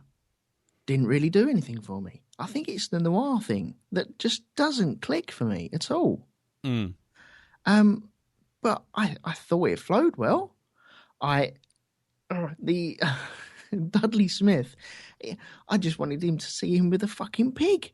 But that's because we've done Babe recently. And it just really... Babe ruined this for me. Oh, dear. That'll do, boyo. Yeah, that'll do, boyo. Suddenly, yeah. Who did you tell about the Badaram you? I told nobody.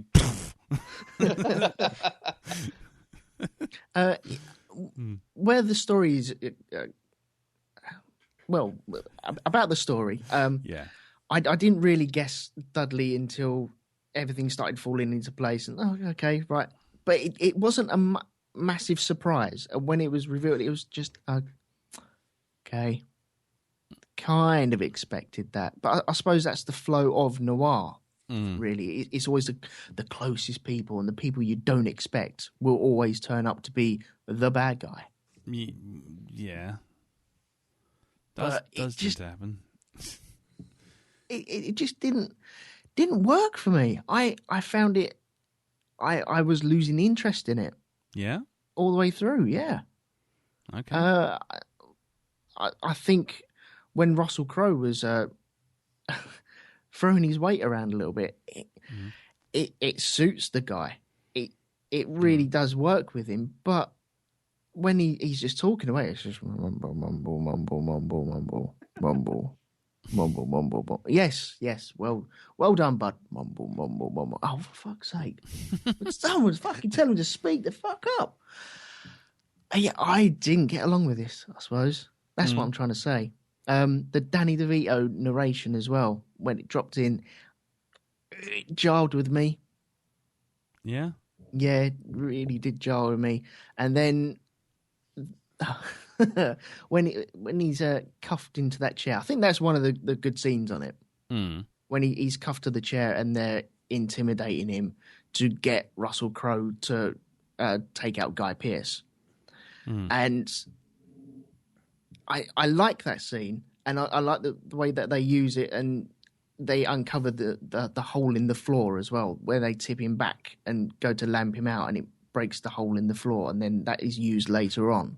I quite like that, but it just, I don't know. I feel really disappointed in this. I was expecting a bit more, but I think it's more to do with myself and the noir structure of the movie, where I just don't get along with them type of movies, more than the actual film itself. I think it's a cliche thing. It's not you, it's me with this. Yeah. And I feel that as well. I really do feel that, because if I struggle to really concentrate on something, I feel that that's either a problem of the material or myself. not wanting to engage with that material. And I think the material itself is absolutely fine. I think it's more with me that is the problem with this, that I didn't really open myself up to it much. Okay. It's not you, it's me. Yeah. Okay, so okay, quick question. So obviously you've never seen this before. So were you are you glad you've seen it? Is this a film that at least you can turn around and say, "Oh, I've seen it now," Right. When it was introduced last week, when you turned around, and I didn't know anything about this, and then you dropped it, it's a 50s noir, and my stomach went, oh dear. Oh, I might not like this. Yeah, I was filled with dread about going into that sort of movie, because I know I'm in for a bit of a slog. And at the moment, I don't feel like I've wasted any time on it. It's just another box ticked. It's not. I'm never going to return to this, I don't think. Okay. I am genuinely a bit peed off with myself about this, because I feel I should be enjoying this, but it's like fucking wizards and Harry Potter and shit like that. I should be fucking lapping that shit up, but I just don't. It just doesn't work. Okay. That's perfectly fine, mate. You're allowed to not like it. We are trying these things out for you. Yeah. But, do any of you guys ever get that with a certain genre or anything like that? Because Lord of the Rings, I should fucking love that stuff, but really, it doesn't really do it for me. Yeah, I mean, if I'm honest, Lord of the anything what they call it, high fantasy?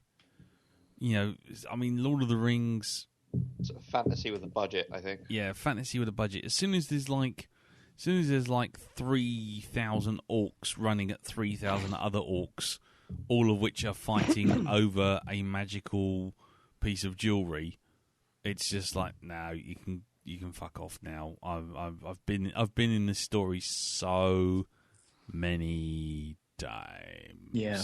I found also, when I've been watching Westworld recently, without giving away any spoilers at all, but there are scenes where robots are talking to robots. I think that's fair to say.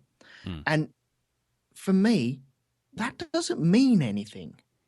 It doesn't hold anything for me, because it's just a robot programmed to talk to another robot, and he's talking back because he's programmed to talk back. And it's just, okay, That's well, I might as deep. well look at my two fucking calculators talking to each other. Doesn't make any difference. Yeah, I don't know about that. But no, I mean, there are definitely genres where I kind of I roll my eyes. Usually anything which is just what people call brains off action. Dance movies. Dance movies. Fucking dance movie. Every single fucking dance movie is the fucking same. Every time. Sports movies tend to have the same thing as well. Yeah. Yeah. The There's plucky always- underdog story again. Yeah, it's a big competition at the end. Yeah. You know? Yeah. It's like a fucking episode of Airwolf. It's like there's always a fight that lasts for the theme tune. Right? And he always manages to loosen off a missile as it goes. It's like that with fucking dance movies every single time. I want to And see an there was Airwolf that dance third movie now, season. though. That would be a great one. That would it? Well, there was that third season where they couldn't afford the helicopter, so every single shot of it was recycled from the first two seasons. Yes. So sad. It's so sad. Yeah. Yeah.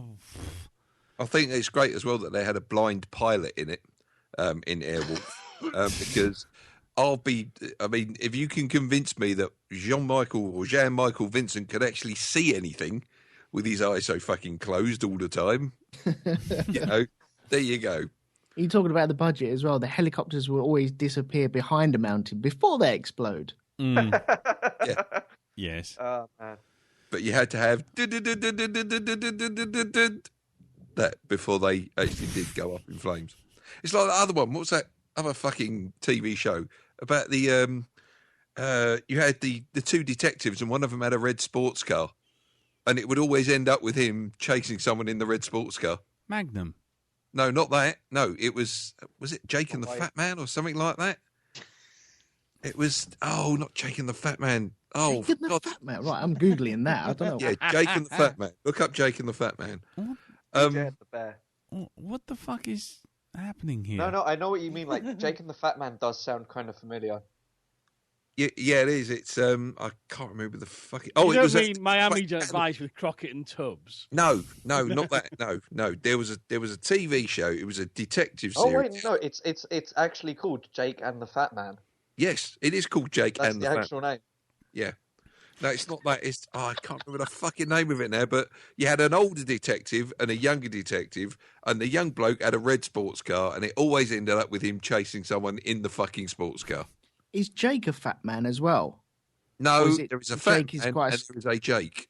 Oh, okay. That's why it's called Jake and the Fat Man. Can I just ask a question?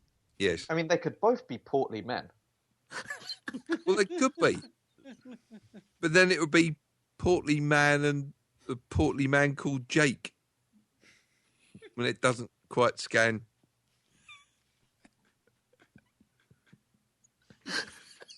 Subtitled, Who Ate All the Pies? So... That is the cherry on the cake.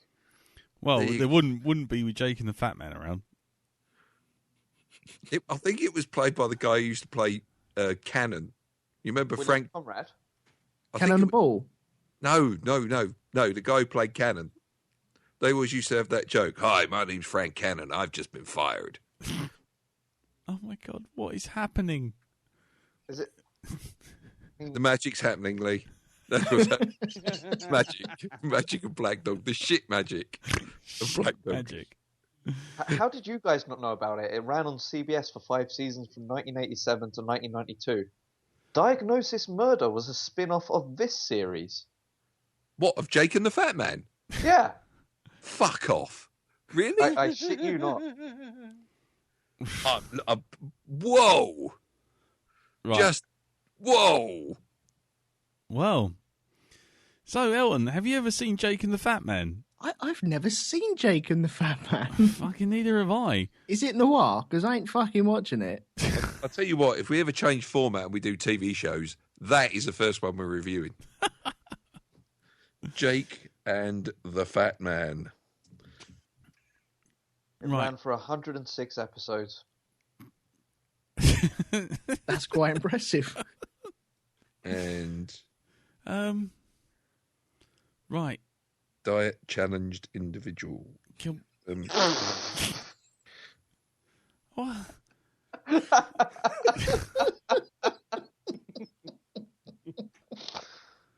Right. Are we Corpulent. what? Just what? Jake and the Poorly Gentleman. Fucking hellfire. That's the Victorian version. Right. Are we done? Can I move on now? With Confidential, yeah? Yes. I don't know. Yeah, Jake and the Fat Man. You see, welcome to the call Jake. it La Confidential. La Confidential. Yeah. French. La Confidential. La Confidential. Or the Crazy Like a Fox. That's the fucking show with the sports car in it. What? That's the one. Crazy Like a From Fox. Crazy Like a Fox to Jake and the Fat Man. Because we're talking about that show, but they always had the car chase at the end of it. All right, It's okay. Crazy Like a Fox. Right. Well, there you These go. actual programs, what the fuck? Yeah. It's a Glenn A. Larceny production. Right. Grant, but only had 2 seasons, so I can understand why I haven't heard of that. Crazy Like a Fox. Right. Okay. Can we move on? Anyone? Well, at least no one mentioned Chico and the Man. What? Well, Joni Loves Chachi. That Chico- ran for 4 seasons, that sitcom did. Chico. Petricelli. There we go. What the fuck is Chico in the Man? What the fuck? Isn't it that bloke from X They Factor? wouldn't make it now. Well, maybe they would actually in this new brave new world. But here we go. Right. Okay. Oh, it starred Freddie Prinze, the father of Freddie Prinze, Jr. He was the father? Yeah. Shit, I would have never guessed. No, not Freddie Prinze Jr. His dad was the father. Yeah, Freddie Prinze plays Yeah. Chico Rodriguez, an upbeat, optimistic young Chicano who comes in looking for a job. Is that the premise for the series? He's always Yeah. next week he'll be looking for another job. Week after that, he goes for an interview in fucking McDonald's. It's a series about the trials and tribulations of a 0-hour contract. That's what it is. To be fair, I had always wondered if Freddie Prinze Sr. was, in the entertainment industry, and now I know. And knowing is half the battle. We've all learnt and won something today. Yeah, none of it useful, but we've learnt it. No, not even remotely. But I think at this point, I don't know. I don't understand. I don't know what's happening here. I think I'll just let you guys talk for a bit. I'm a little confused as to what's happening. Or Why don't you go and have a lay down I think I might. in a darkened room? I think I will. Take a cool flannel, put it across your eyes, and just lay back. All right. I'll be in with some herbal tea in a minute. Okay. Oh, nice herbal tea. Oh, lovely. We'll have some whale music playing as well, if you like that. Yeah, that'd be lovely. That'd be fantastic. Excellent. So, Is this Chico and the Man? Is it a comedy or is it not? Just racist. Or is it... It's an American situation comedy set in a Mexican-American neighborhood, so I can guarantee it's racist. Right, okay. goes without saying, I think. So In NBC between 1974 to 1978, I mean, you don't need a weatherman to know which way the wind blows. Right, shall we do feedback, for fuck's sake? Oh, right, yeah, we're doing, yeah. Okay. You remember this cast? We're doing a cast. You remember? Anyone? Yep, all aboard. All aboard. Darren? Yeah, if you say so. Are you watching episodes of Chico and the Fat Man? I'm just looking up the history of Fred Dryer at the moment. Oh, for fuck's sake. What was that fucking show he used to do with the Dirty Harry one? Oh, Sledgehammer. No, that wasn't Sledgehammer. That was the Piss Take. Do you know Robert Downey Sr. plays the boss in To Live and Die in L.A.? Oh. No. Well, I'm now you always... do. You're welcome. Right. Roll the jingle. Now put your hands up. Here online, doing real fine. We're doing our podcast thing. It's called Blackdog. It's not like a job. Is anyone there listening? What do you think of our show? Let us know by MP3 or email. Just get it to us. It ain't no fuss. We'll even read your Twitter rings. Cause if you like us or you hate us, send some feedback in. Got a geek and point to rates and put some feedback in. You even think my voice is sexy, put some feedback in. Man, we really like it if you put some feedback in.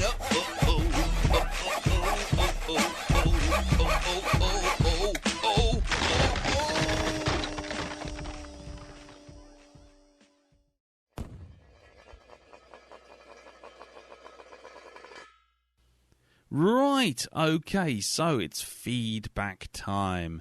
And the first bit of written feedback is from Mr. Greg Madden, Bones, down on the medical bay of the USS Blackdog.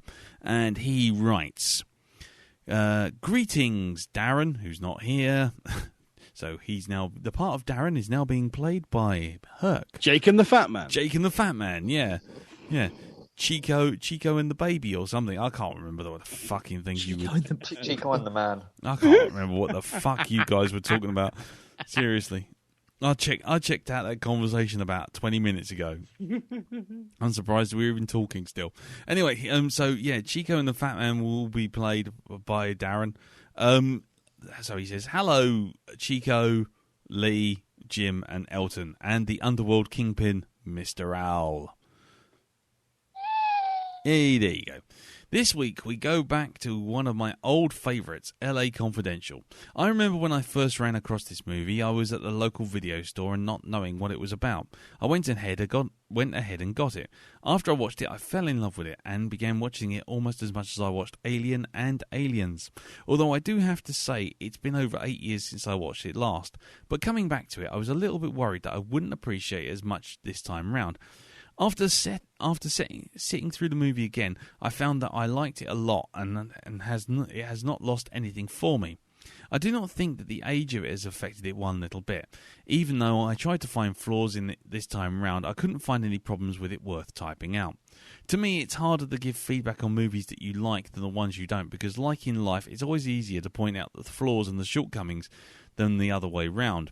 With this movie, I really don't see anything wrong with it. The story's strong, the characters fit perfectly into a story arc, and are believable, and I think everything perfectly fits into their 50s noir feel. Overall, I still love this show, and completely agree with its approval rate that places it on the places that Rotten Tomatoes give it.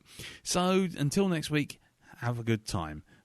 Till next week, have a good week. Next time, have a good week, sorry.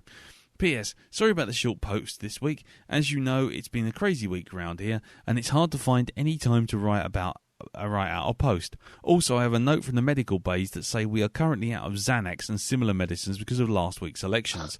So, from now on, anybody wanting those types of pills will be escorted to the nearest airlock and pushed out because I'm sick of hearing all this shit. Deep breath. And now, signing off from the USS Blackdog's medical bays, cheers. Greg Bones Madden. Well, I'll see what we can do with the Xanax. We'll send it over in a parcel. Food drop or something. Yeah. Operation Dumbo Drop. Just send it over. So, thank you very much for that, Greg. Yeah, it's pretty much, he loves it, thinks it's great. Not a lot to say beyond that. I do get this whole thing, though, of, harder to find. When you like a film, it's harder to sort of sit back and objectively pick holes in it. Yeah. Especially if you've got nothing, additional to sort of add. He's just sort of like, oh, it's a good film, I like it, and that's all she wrote. So we found that on a lot of the films that we've covered on Black Dog, though. Yeah, we haven't done many shit ones in the recent months. We might have to correct that soon. We're evidently slacking. Yeah, we are slacking on the shit side of things. I wasn't hinting. Yeah. Well, yeah. So, we'll see what we can do there.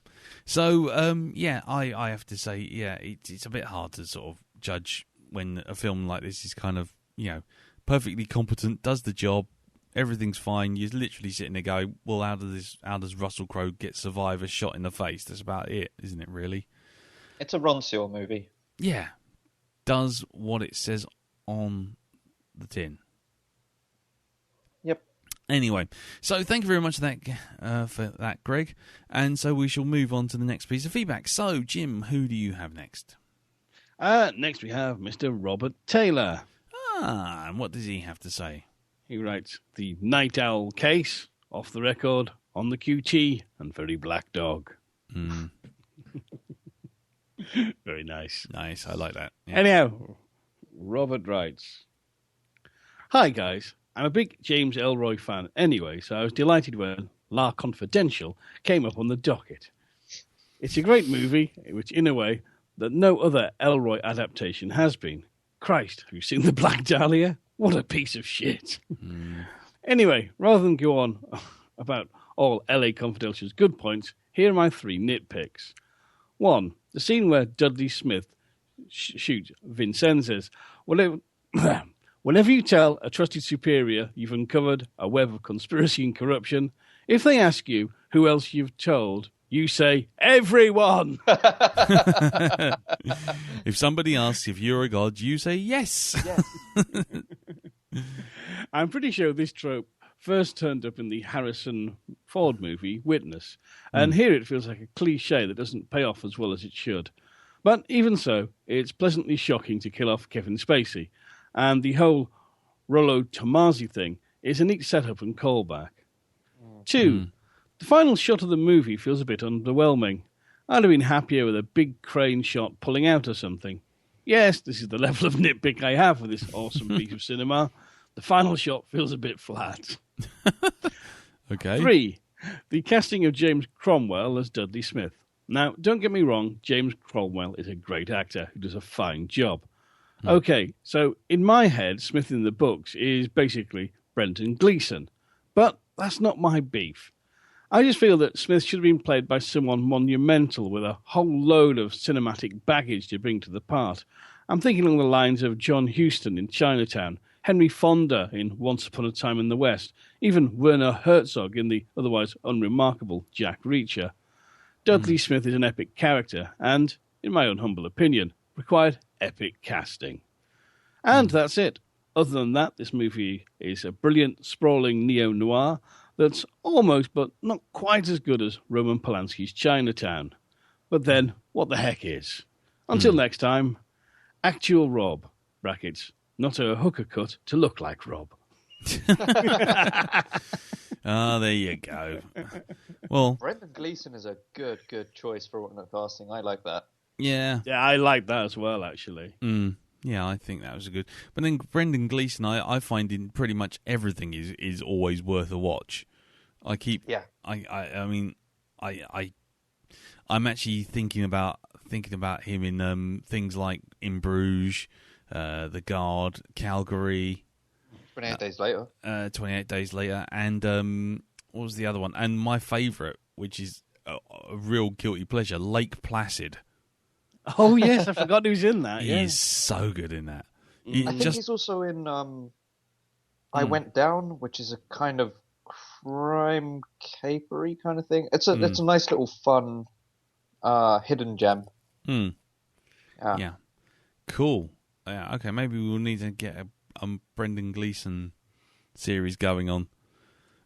Oh, yes, definitely. See what we Any can come excuse up to watch The Guard again. Yeah, Bruges, but definitely. I was surprised. Nearly time for me to watch In Bruges again. It's the start of December. Perfect time for the movie. Yeah, definitely. In fact, this is a Christmas movie. LA Confidential is a Christmas movie. It's set at Christmas. It doesn't. Yeah, it has the trappings of Christmas. They say at least twice Merry Christmas. Oh, no, it's set at Christmas, but that's not enough to make a Christmas. It has to be a... I'm not going to do this again. Come on. Light the touch paper. Just Damn it. Like, Die Hard 2 isn't a Christmas movie, but the first one is. Okay, carry on. Just light blue touch paper, stand well back. Okay, cool. Right, well, thank you very much for that, actual Rob. I think I should call him Actual Rob from here on in. There you go. So that's it. So Actual Rob, thank you very much. And let's move on to our next piece of feedback. And who is it, Elton? It's from Doreen Kelly. Ah, Keldor the Mighty. And Keldor. And what does she have to say? The subject is you to accentuate the positives and eliminate the negatives. Hi, I watched LA Confidential. I liked LA Confidential. I was disturbed by LA Confidential. I will need to watch LA Confidential again. LA Confidential needs to be hunted down again and interrogated. I am the one true Keldor. My one true husband, Anthony, is telling you I am Keldor, and I am not a prostitute cut out to look like Keldor. Thanks for the positives, Doreen. Punching through the negatives. Well, there we go. There you go. I'm sensing a pattern. I liked her staccato Elroy-esque prose there. That's it. It's good. That's very good. Very good. Yeah, very good. Okay, well, thank you very much for that, Keldor. Yep, good feedback. Very much so. So, thank you very much for that. And, yeah, when you watch it again, send another piece of feedback in. We'll see how it goes. Right, we'll catch up with you later. So, guest host. Who do we have next, sir? We have, scrolling down, Fred Lubnow, who writes to us. Uh-huh. Hello, Blackdog crew. Hope all is well. LA Confidential is one of those films I saw when it first came out and have not revisited since. Thus, I was very pleased when this film came up for viewing. I remember liking the film, and seeing it again after all these years really helped to solidify this feeling. First, I love film noir, and while at first LA Confidential does not appear to wear this style on its sleeve, it quickly ends up wallowing in it, and I loved it. The measured evolution, or descent, from the bright sunny days / neon club nights of Los Angeles of the mid-1950s at the beginning of the film, to the dark, rainy, crime-filled nights / gloom at the end of the film was marvelous to behold. The script was particularly impressive. The dialogue carefully straddled between being very pulpy and witty. It was gritty when it had to be, but then lightened up where appropriate. However, I know this is a period piece, but the treatment of women and minorities in this film was frequently unsettling, to say the least, particularly in the light of recent political events. Loved Danny DeVito's character and his opening monologue at the beginning. Wished there was more of that throughout the film, and was sorry to see that character go. The entire cast was very impressive. I love when a genre of film that has been done to death is taken serious as a story, and everyone does their part to make this a great film. Once again, great pick. Thank you, Blackdog, and looking forward to next week's film. Fred, Dr. Scum, love now. P.S. Any room on a couch in the great library of dreams would be more than happy to cover rent as a librarian. Yeah, about those couches. Yeah, we've got them. We do. Yeah, but to quote Alien, the lifeboat can't take 4. We're, I don't think we've got enough space for all our American listeners, unfortunately. But first come, first serve. Get over here. More than happy to accommodate. Wouldn't you say? Anyway, yes, indeed. Thank you very much for that, Dr. Scum. Glad you liked it, sir. Good bit of feedback, as always. And, I didn't realise that, the film actually gets darker in terms of almost like going through a day. Yeah. In terms of the look of it. It's quite, I don't know if that was... I hadn't thought about that until now. It's like something I'll be on the lookout for on my next watch, actually. Yeah. Yeah, DeVito's character was good. I have to say, what threw me this time, thinking about it, was that the fact he has a monologue at the opening kind of lulls you into full sense of security that he'll still be alive by the end. Yeah. That's true, yes, yeah. And you kind of, oh, shit. Oh, actually, he's not going to be alive at the end. Never mind. Yeah, it's not just, we have an unreliable narrator. It's, fuck it, the narrator can go too. Yeah, exactly, yeah. Sorry, what film is that reminding you of, Elton?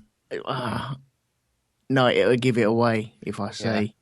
Yeah. I'm pretty sure you guys have all seen it. Can you type it into the chat box? Yeah, just type it into the chat box, but I'm going to type it into the chat box too, see if I think about it. Okay.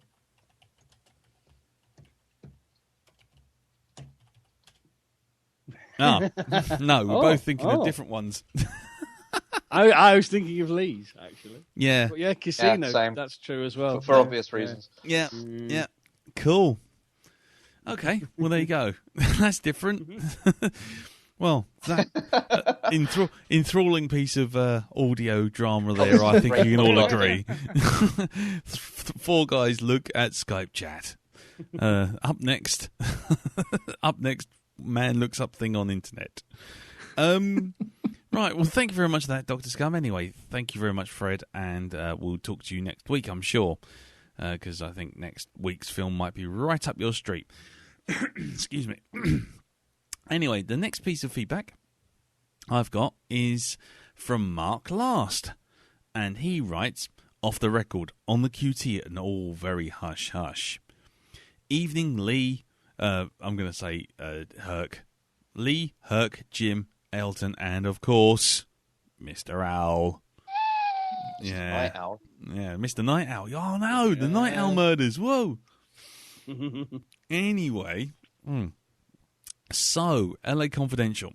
I absolutely love this film. It's been my top 10 films ever since seeing it almost 20 years ago. And it remains, and there it remains. I remember being so impressed originally seeing it that it led to me to read several James Ellroy novels. I particularly like his LA Quartet series of books, The Black Dahlia, The Big Nowhere, LA Confidential, and White Jazz. I've always hoped I've always hoped to see adaptations of them all. Unfortunately, Brian De Palma's lackluster and disappointing adaptation of Black Dahlia put paid to that deal. Anyway, sorry, something just popped up on my bloody screen. Sorry. Carry on, ladies and gentlemen. Just talk amongst yourselves. There we go. Bloody hell. Sorry, it's not your fault. Anyway. So, Mark continues. I think my interview for Radio 2 has gone out the window. Power through. Yeah, just power through. The casting of this film is perfect, and all of the main cast deliver wonderful performances. It's interesting to think that considering 2 or 3 male leads, Crowe and Spacey, are now Oscar winners, and at the time the most well known of the 3 was to the British audiences was Mike from Neighbours Pierce. There's some great foreshadowing throughout this film, such as the beginning of the film when Cromwell's Dudley Smith asks Pierce's Ed Exley, whether or not he's willing to shoot someone in the back in cold blood when they know that he's guilty, exactly mirroring how he meets his own end. For me, the best part of the film, though, is when Spacey's Jack Vincennes delivers the name of Rollo Tomasi to Cromwell's Dudley Smith, followed by, "You're fucked, but you don't know it yet," final laugh. Wonderful. Anyway, short and to the point feedback from me. Thanks for putting this on the docket and giving me an excuse to rewatch it. Cheers, fellas. Mark last. P.S. This film was a direct influence on Rockstar Games' open-world criminal procedure video game, L.A. Noire. If you like the pacing and atmosphere of this film, I urge you give it a go. Okay. Yeah, definitely. I'd go along with that. Except for the fact that the cars have Grand Theft Auto physics. So if you go over a hill at more than like 10 miles an hour, you basically float and fly. Yeah, I got you. For a couple of seconds, if you're going over like hills really fast, it can turn into like a recreation of Blade Runner with cars zipping all over the place in space. But the Rollo Tomasi thing, I have to say, by the way, was absolutely cracking this time round. I love that, and it's not in the book. It's just something purely for the film, and I think it's up there with like the great Chekhov's guns. Like I think it's up there with the power loader from Aliens. Yeah, because the first time it comes up, it is a character piece. It's like I joined the force to get the people who get away with it. Yeah, and then it's used as an actual plot device. It's like, that's delicious. Yeah, it's so well done. It just comes out of your left field, and you suddenly go, nice, I like that. So yeah, I was this time round especially, I was like, that's so good. It's got one of those sort of satisfying meme feels about it. You just go, oh yeah. Like Rollo Tomasi is almost a creepypasta name. Yeah, I think, though I'm sure someone would correct me, but I think it's actually the name of a band or something, or a song. Huh. I'm going to have to look it up now. Oh, speaking of names, so in the book of LA Confidential, there's just a very brief moment where like one of the detectives is following a lead, and someone there assaulting mentions a 2-bit junkie or a 2-bit heroin dealer called Barney Stinson, which is the exact same name as Neil Patrick Harris's character from How I Met Your Mother. Oh my god. Okay. I don't know if that's a coincidence, but it's such a specific name, I'm not sure. I don't know. I honestly couldn't tell you. Blimey, I'm sure I saw something about it. Rollo Tomasi is the name of a song by the band The Sheepdogs. And I don't know who the Sheepdogs are. No, they're just a band. That's it. There you go. Go look it up. I have no idea. So, there you go. It's a band. It's a song name. So, brilliant. Well, thank you very much for that, Mark. Thank you. Good feedback, sir. Glad we gave you an excuse to rewatch this film. Lovely.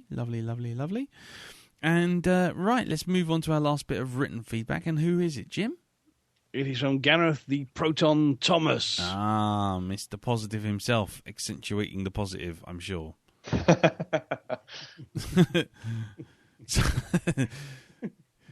Anyway, anyhow, he writes, subject line, LA complicated. Okay, maybe not. Good day, Blackdog chaps. I hope you're all well.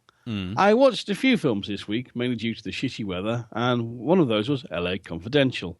Now, normally I'm astounded by some of the films Elton hasn't seen, but I'm with him here as I'd never seen this either. Okay. Now, I had to watch this film in 2 sittings, but only over 2 days.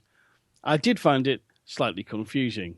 I'm not sure if it was down to the 2 sittings or whether it was hard going and hard to follow, so we'll be interested to hear what others think. I like Guy Pearce. I think he has come a long way since Mike from Neighbours. I've never been a Russell Crowe fan, but he was okay in this. I did lose track of who was what and when they were talking and who they were talking about, and cops and finding dead ones under the house and crime scenes. Maybe a second watch will benefit me. Overall, I didn't mind it, but won't be my top 10. Thanks, chaps. Gareth Proton Thomas. Integrity is non-negotiable. Brackets. Are you at 300 yet? No, not yet. We're almost there. Just hang on. Just hang on. A few more weeks. Can I ask you guys? I mean, obviously, apart from Elton, I think this film for me it cracks my top 20. Like, where is it for you guys? How high up does it get? That's a tough one. I mean, normally, I'll be honest with you, films like this are films that I appreciate, but I don't usually go back to them enough to kind of rank them in my top anything. Okay. Which is not to say that it's a bad film. It's just my top films tend to be films that I will happily return to on a regular basis. So films like The Thing, films like not necessarily Star Wars per se, but like films like Jaws, where it doesn't matter where you come in the story, you are going to watch that to the end if you flick across the channel. Yeah, I get you.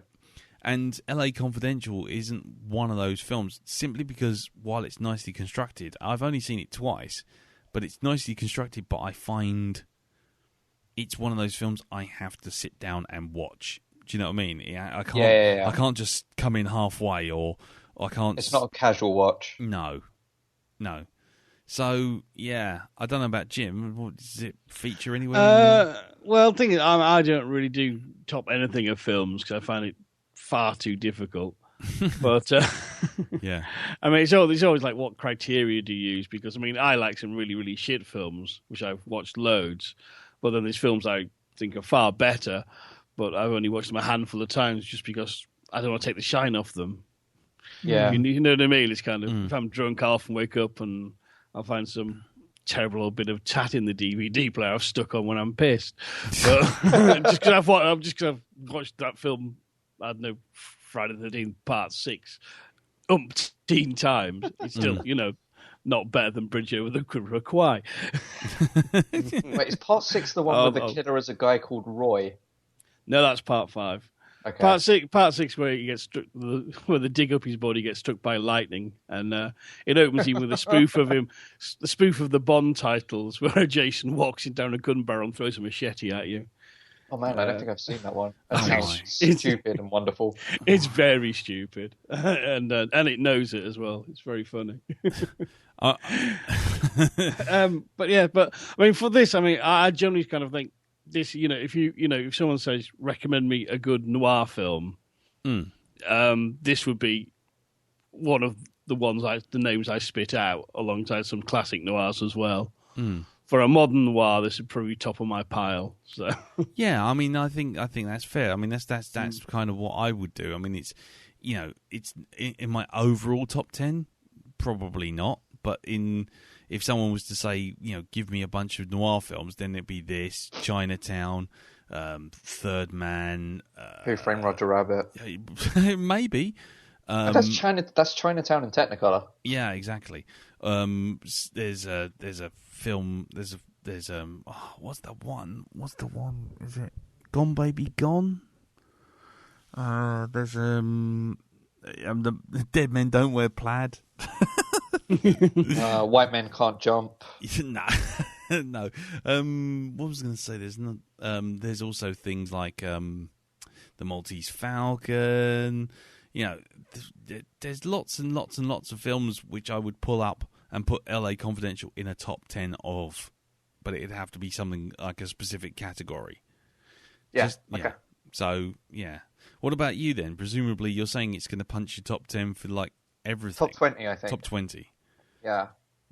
But then, I mean, like you guys have said, you've seen it fewer times, and like for me, where I've seen it already half a dozen times and it always holds up.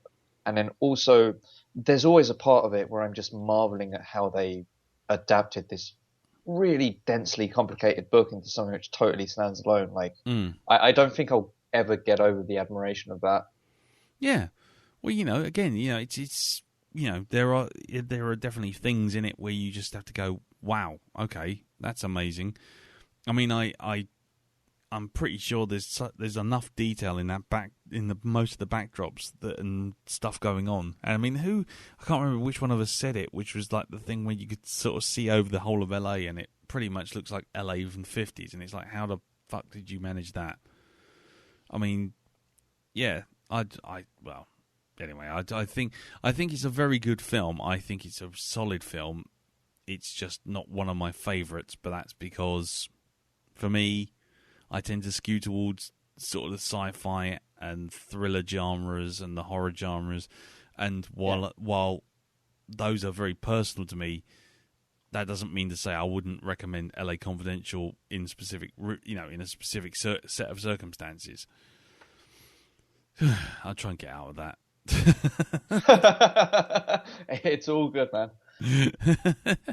Anyway, you're not dead to me like Elton is. Elton. Oh dear. Right. Well, thank you very much for the feedback. Anyway, Gareth, Proton once again striking, and that's good feedback, sir. So now it's time to move on to our to our MP3 feedback, and the first one is from the fiendish Dr. Will Catlin Hallett. I don't know if Zarish is going to be in there, but we'll find out shortly when we listen to what he or they have to say about LA Confidential. Good evening, Blackdog. Good evening, Blackdog. So, LA Confidential. So, I have to admit, I hadn't seen this one before. I didn't even know about it, to be fair. Oh, I'd heard of it, but I just hadn't seen it. But I don't think it's something that would really have been on my radar. It's not my sort of normal genre. But it is very much mine, because I've done so much study on film noir. And it was really good, actually. She was spot on from the beginning. That there's a lot of sort of setup things that are very typical for film noir, and it was all right. That you get that very oblique vision of the femme fatale, the woman in white. Yeah, definitely. Although it was interesting actually because she was a goodie, so she appeared in black. Yes.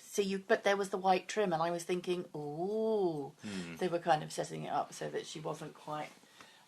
Because in every film noir film, if you see the femme fatale in white in the first time you see her, she's always a baddie. Yeah. Okay. I thought the look of it was fabulous. Yeah, I thought they really got that 50s noir style, complete to the fact that when you saw kind of outside scenes, it still looked like it was on a set. I mean, it was all the colours and all the set. It just looked like we were on a set the whole time, as it would have been.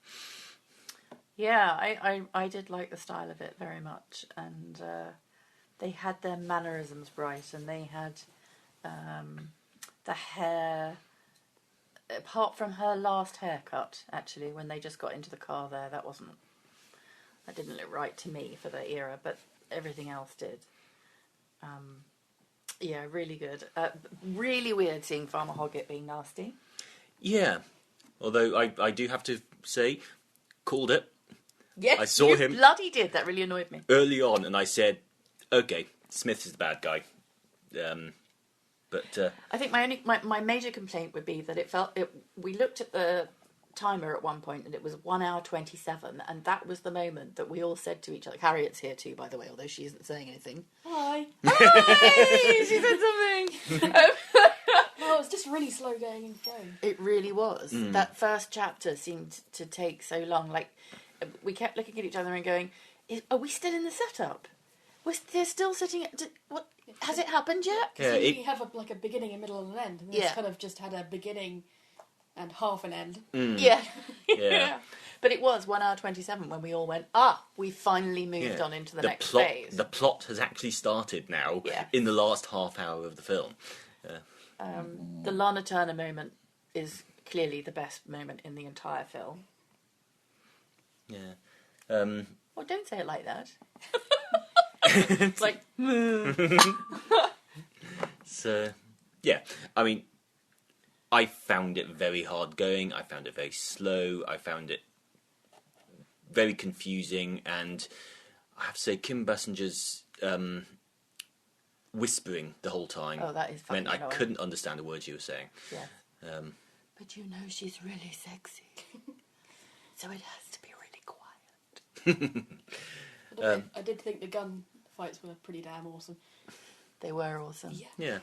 I mean, I am slightly fed up with watching films about men where they, beat each other up and shoot each other. I do get a little bit with that, but I wouldn't watch it again. I wouldn't recommend it to somebody. I liked the look of it. I think it was very squiggly and unnecessarily fiddly. Complex and convoluted and... But then noirs can be, I guess. I don't know. Yeah, it didn't appeal to me on a sort of fundamental love-hate way. It was just like, meh. Yeah, I agree. The look of it was great. The story of it was just a mess. What about you? Yeah. Can't really add much more to that. Okay, well, that's the Stanley Avenue Massive.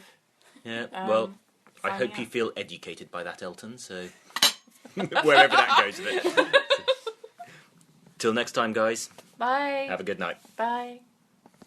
Bye. Bye. Enjoy your wine, because it sounded like you were drinking a bit of that. Lots of clinking going on there. Oh, and an inclusion of Harriet in the background there. Hello, Harriet. Convoluted. I mean, do you know what? That's something I could easily see. I mean, not that sounds patronising. I don't mean it like that, but I can see people getting sort of like, what the fuck is going on? I mean, I think Gareth even mentioned it, didn't he? Proton was like, I'm watching this, but am I getting confused because I'm watching this like over 2 days? But I mean, I think it has a problem that some films have where the characters' names are all sort of flying around, and then when someone sort of jumps in the car and goes, "Oh yeah, we got to get to Billy the Swizz or whatever it is," and you go, Is Billy the Swizz the best fake name you can come up with? at this fucking time of night, yes, it is Billy the Swizz. Trust me. LA Confidential 2 Swizz Returns. It's going to be a fucking winner. I guaranteed it. Not Handsome Joe or Iron Mike, but Billy the Swizz. Well, hold on. Iron Mike. That's not exactly making up a name. That's bloody Mike Tyson. Oh yeah. Nah.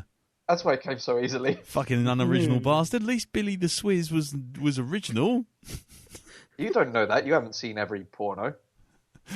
Well, that's Billy the Splurge. They say Billy the Swizz, I think Beano Noir. Yeah, Beano Noir, yeah.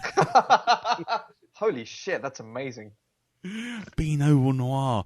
Oh, Scott Matheson. Hell. Peacock Fondler, get on that. Beano Noir. Now edit in a round of applause, because that shit is esoteric. That's good. And it has a nice little tie into something like, what's it? Was it The Unbreakable Kimmy Schmidt? Beano Noir? Oh, yeah. It's an ode to Black Penis. Well, anyway, thank you very much for that, guys. Yeah, good feedback. I like that. I'm glad. I didn't know the whole thing about film noir tropes about ladies in white and ladies in black. I didn't know that. I mean, I probably should have known, but I didn't. That's the first time I've heard that. So that's quite cool. So, Yeah. So they start off surprised in a by that. black dress. well, no, they start her off in a white dress with black trim, Right. or is it black dress with white trim? So you don't really. It's a black dress with white trim. Yeah, that's right. And then the next time you see her, she's in a white dress, and then after that, it's kind of like okay. But apparently, from the sound of it, that's kind of a standard staple for film noir. One that I admittedly don't remember, but that doesn't mean to say that it doesn't exist. That just means to say I don't know. Cool. Well, anyway, thank you very much, guys. Thank you for that, and good to see you on Saturday at Andy's thing as well. It's really good fun. So, let's move on to the next bit of feedback, our last bit of feedback, which is Michael Kent Cornett, a.k.a. Leopold von Gruppenhans, a.k.a. the Belly Stapler, who, like most people, has been having not the best of times, but we won't dwell on that, but we will send him our best and hear what he had to say about LA Confidential. Good evening, Black Doggers. Good evening to Lee, Darren, Jim, and Elton. This is Mike Cornett, the Belly Stapler, your man in Baltimore. Watched LA Confidential last night. This was a rewatch for me. I'd seen this back in 1997 and never rewatched it again. So, it's a long time ago. Oh, crap. It holds up. Holds up really well. I remember at the time catching all sorts of nice little sly commentaries on the action by the movie titles on the marquees in the background. Because at one point there's like a conflict going on between two characters, and in the background on the marquee you have When Worlds Collide. And another time when there's an arrest or something going on, and there's a theater marquee with The Bad and the Beautiful, which are all real movies, of course. I mean, we all know When Worlds Collide, but The Bad and the Beautiful, excellent movie too. If you ever get a chance, that's one of the great meta Hollywood films, The Bad and the Beautiful.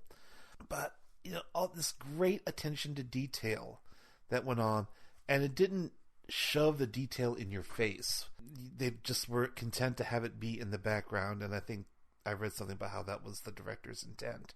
But it was very well acted. I mean, especially Kevin Spacey when he starts to just totally hate himself.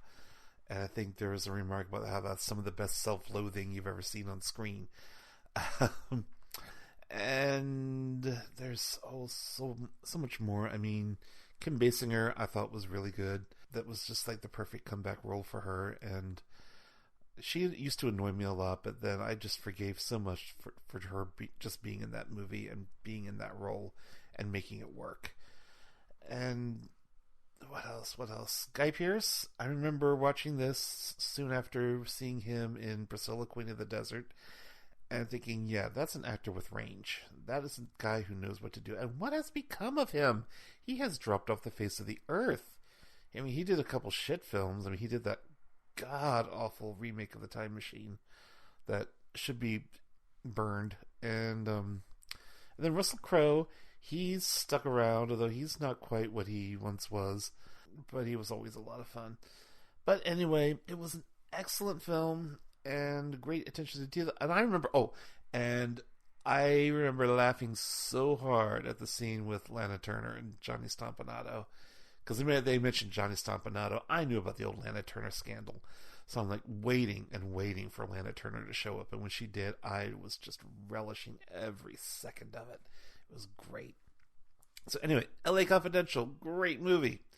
Enjoyed watching it again immensely. So anyway, that's all. I was actually kind of enjoying being able to focus on something outside myself.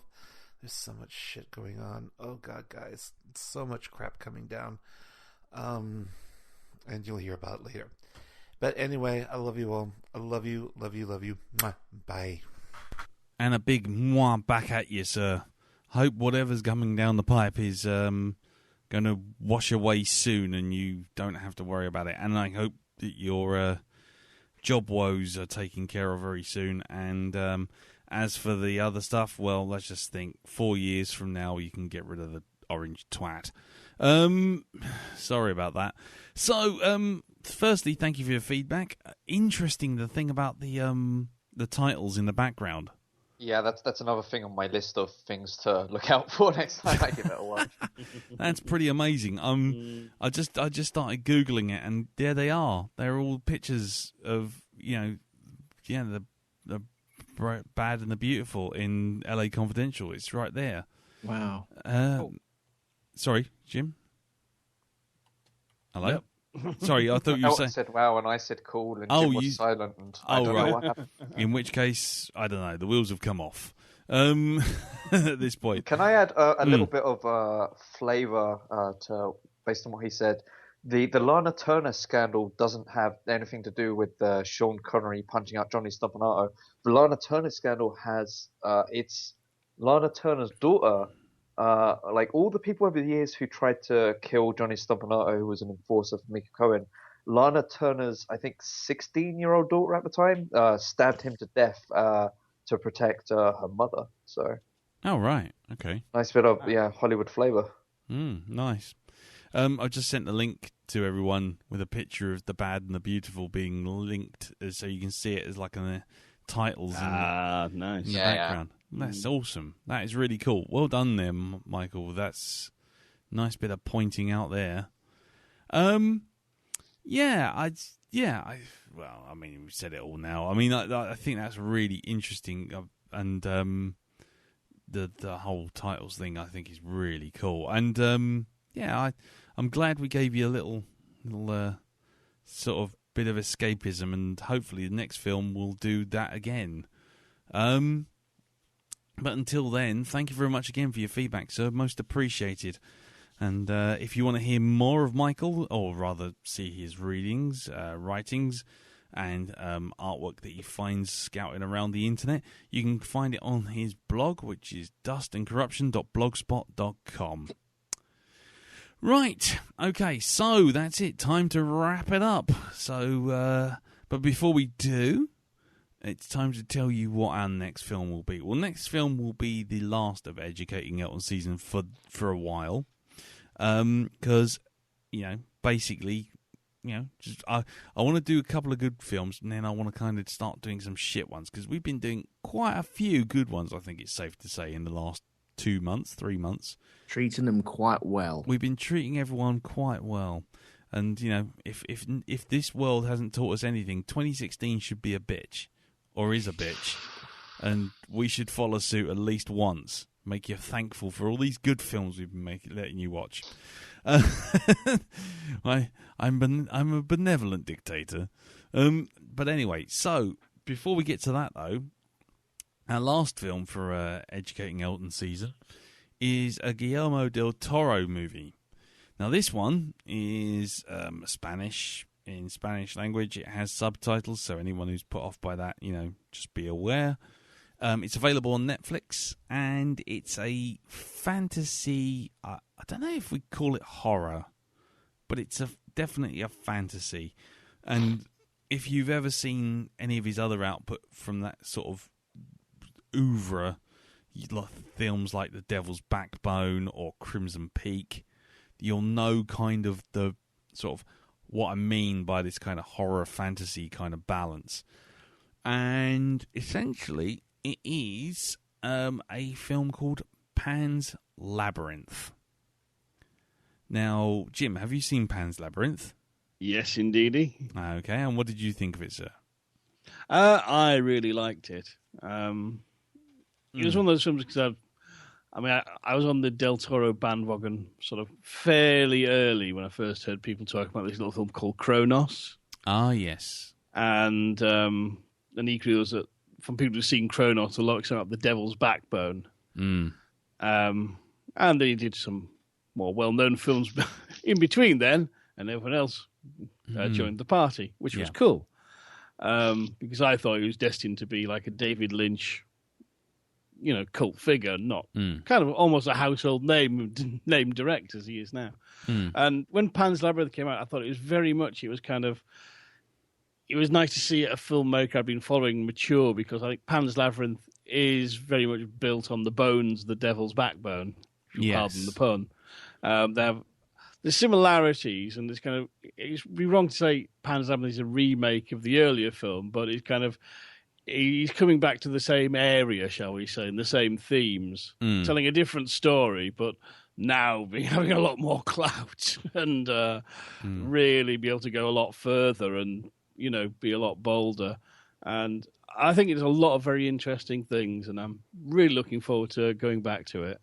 Yeah, cool. Herc, have you seen it?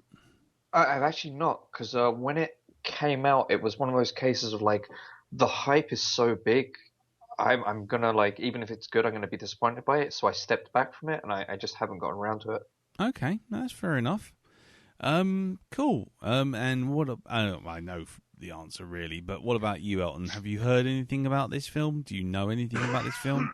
Well, I know that it's a is it Spanish? Yes. I knew that it wasn't in the English tongue, shall we say.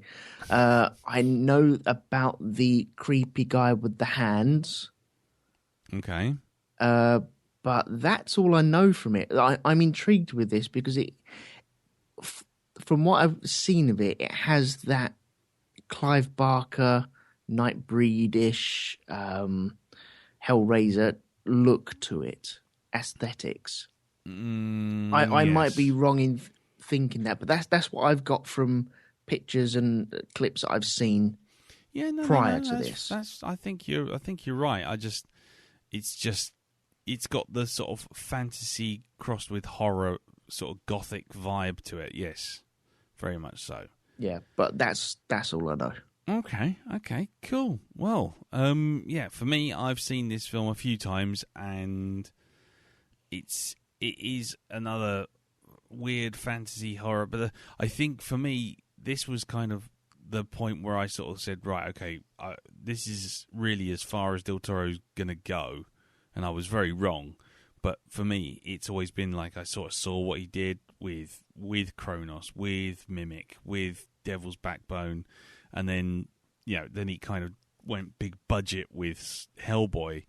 And he seemed to take that same cogs and steampunk kind of gothic aesthetic across. And I thought, okay, fair enough. And then it went back and Pan's Labyrinth is kind of doing it all, but all done right. So you see all of his skills come together. And I thought, right, fine, that's where he's going. He's not going to go any further than that. And then, he brought out Crimson Peak and, Pacific Rim. And, and Hellboy 2. And so, it's a good film. A lot better than a lot of his other films. And I am looking forward to seeing it again, with a sort of bit of distance between last time I saw it and this time. So, that's all I can really say at the moment. So, out there, ladies and gentlemen, listening to the cast, if you would like to send in some feedback for Pan's Labyrinth, do watch it and then send in feedback to blackdog@geekplanetonline.com. Or just get involved in the Facebook group, which is facebook.com/groups/the Blackdog Podcast.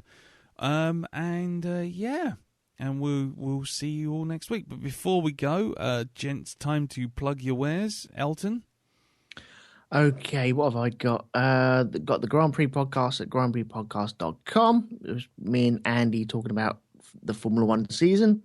And you have Shonky Lab, which hopefully I'll be recording very, very soon, another episode. The one out at the moment is... Lego, isn't it? Oh, yes, it's Lego. No, yeah, MCM. We're still talking about Lego. No. So pop along to shonkylab.com for all of that. Okay, fine. And Jim?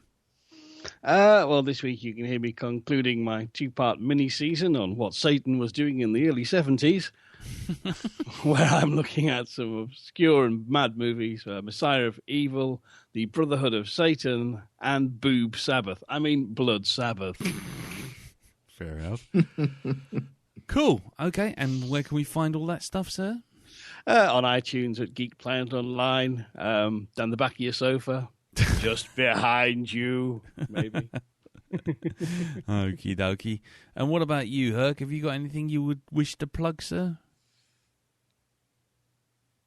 I'll take that as a no. Hello? Is he gone?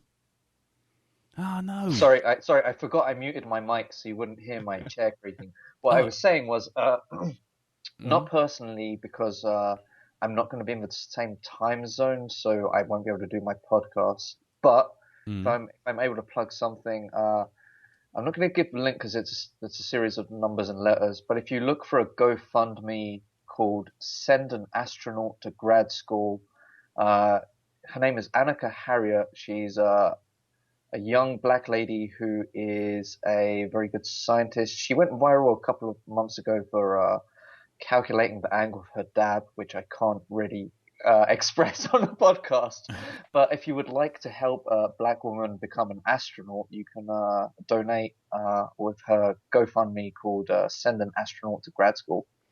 Okay. She calculated the angle of her dab. Yeah, a dab. It's okay. So I've got a teenage son. I know exactly what a dab is. I don't. Okay, yeah. I don't. Talk to the old man in the corner here. Hello? It's basically, what would you call it? Like, I've fallen down and I can't get up. it's kind of like, it's a dance move. yeah.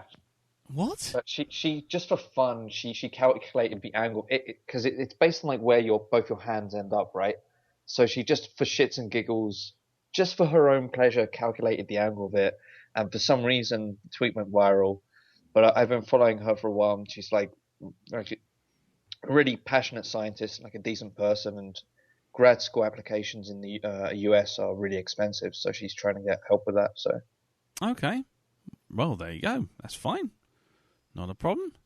I mean, obviously, black woman plus math. Like, how can I not be on board, right?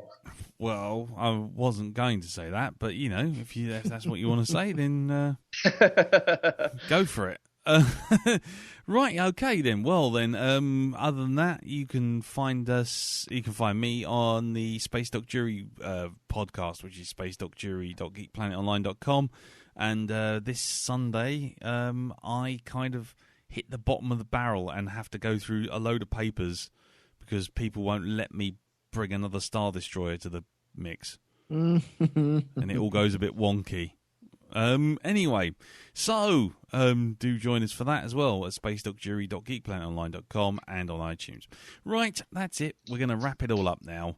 So thank you all for listening. Thank you for your feedbackers, one and all. Thank you for taking part. And we shall see you all next week for Pan's Labyrinth. Until then... I got to say, thank you for having me, because this week has been a fucking doozy. Dude, not a problem. Always a pleasure. Normally I would just say thank you to you, but I mean, seriously, whenever you want. We're always here. It's like, it's like Hotel California. You can check out any time you like, but you can never leave. I was going to say cheers, but that's much creepier. Yeah, well, there's always got to be a nice bit of hint of menace, otherwise it's not the Blackdog, is it, really? That is true. That is true. So, there you go. Thank you, Herc. Thank you, sir, Thank you. for being on the cast. And, yes, until next time, thank you, everyone, for listening. Thank you, Herc, and we'll see you all next time. Take care. Tatty, bye. Bye-bye. Ta-da. Bye.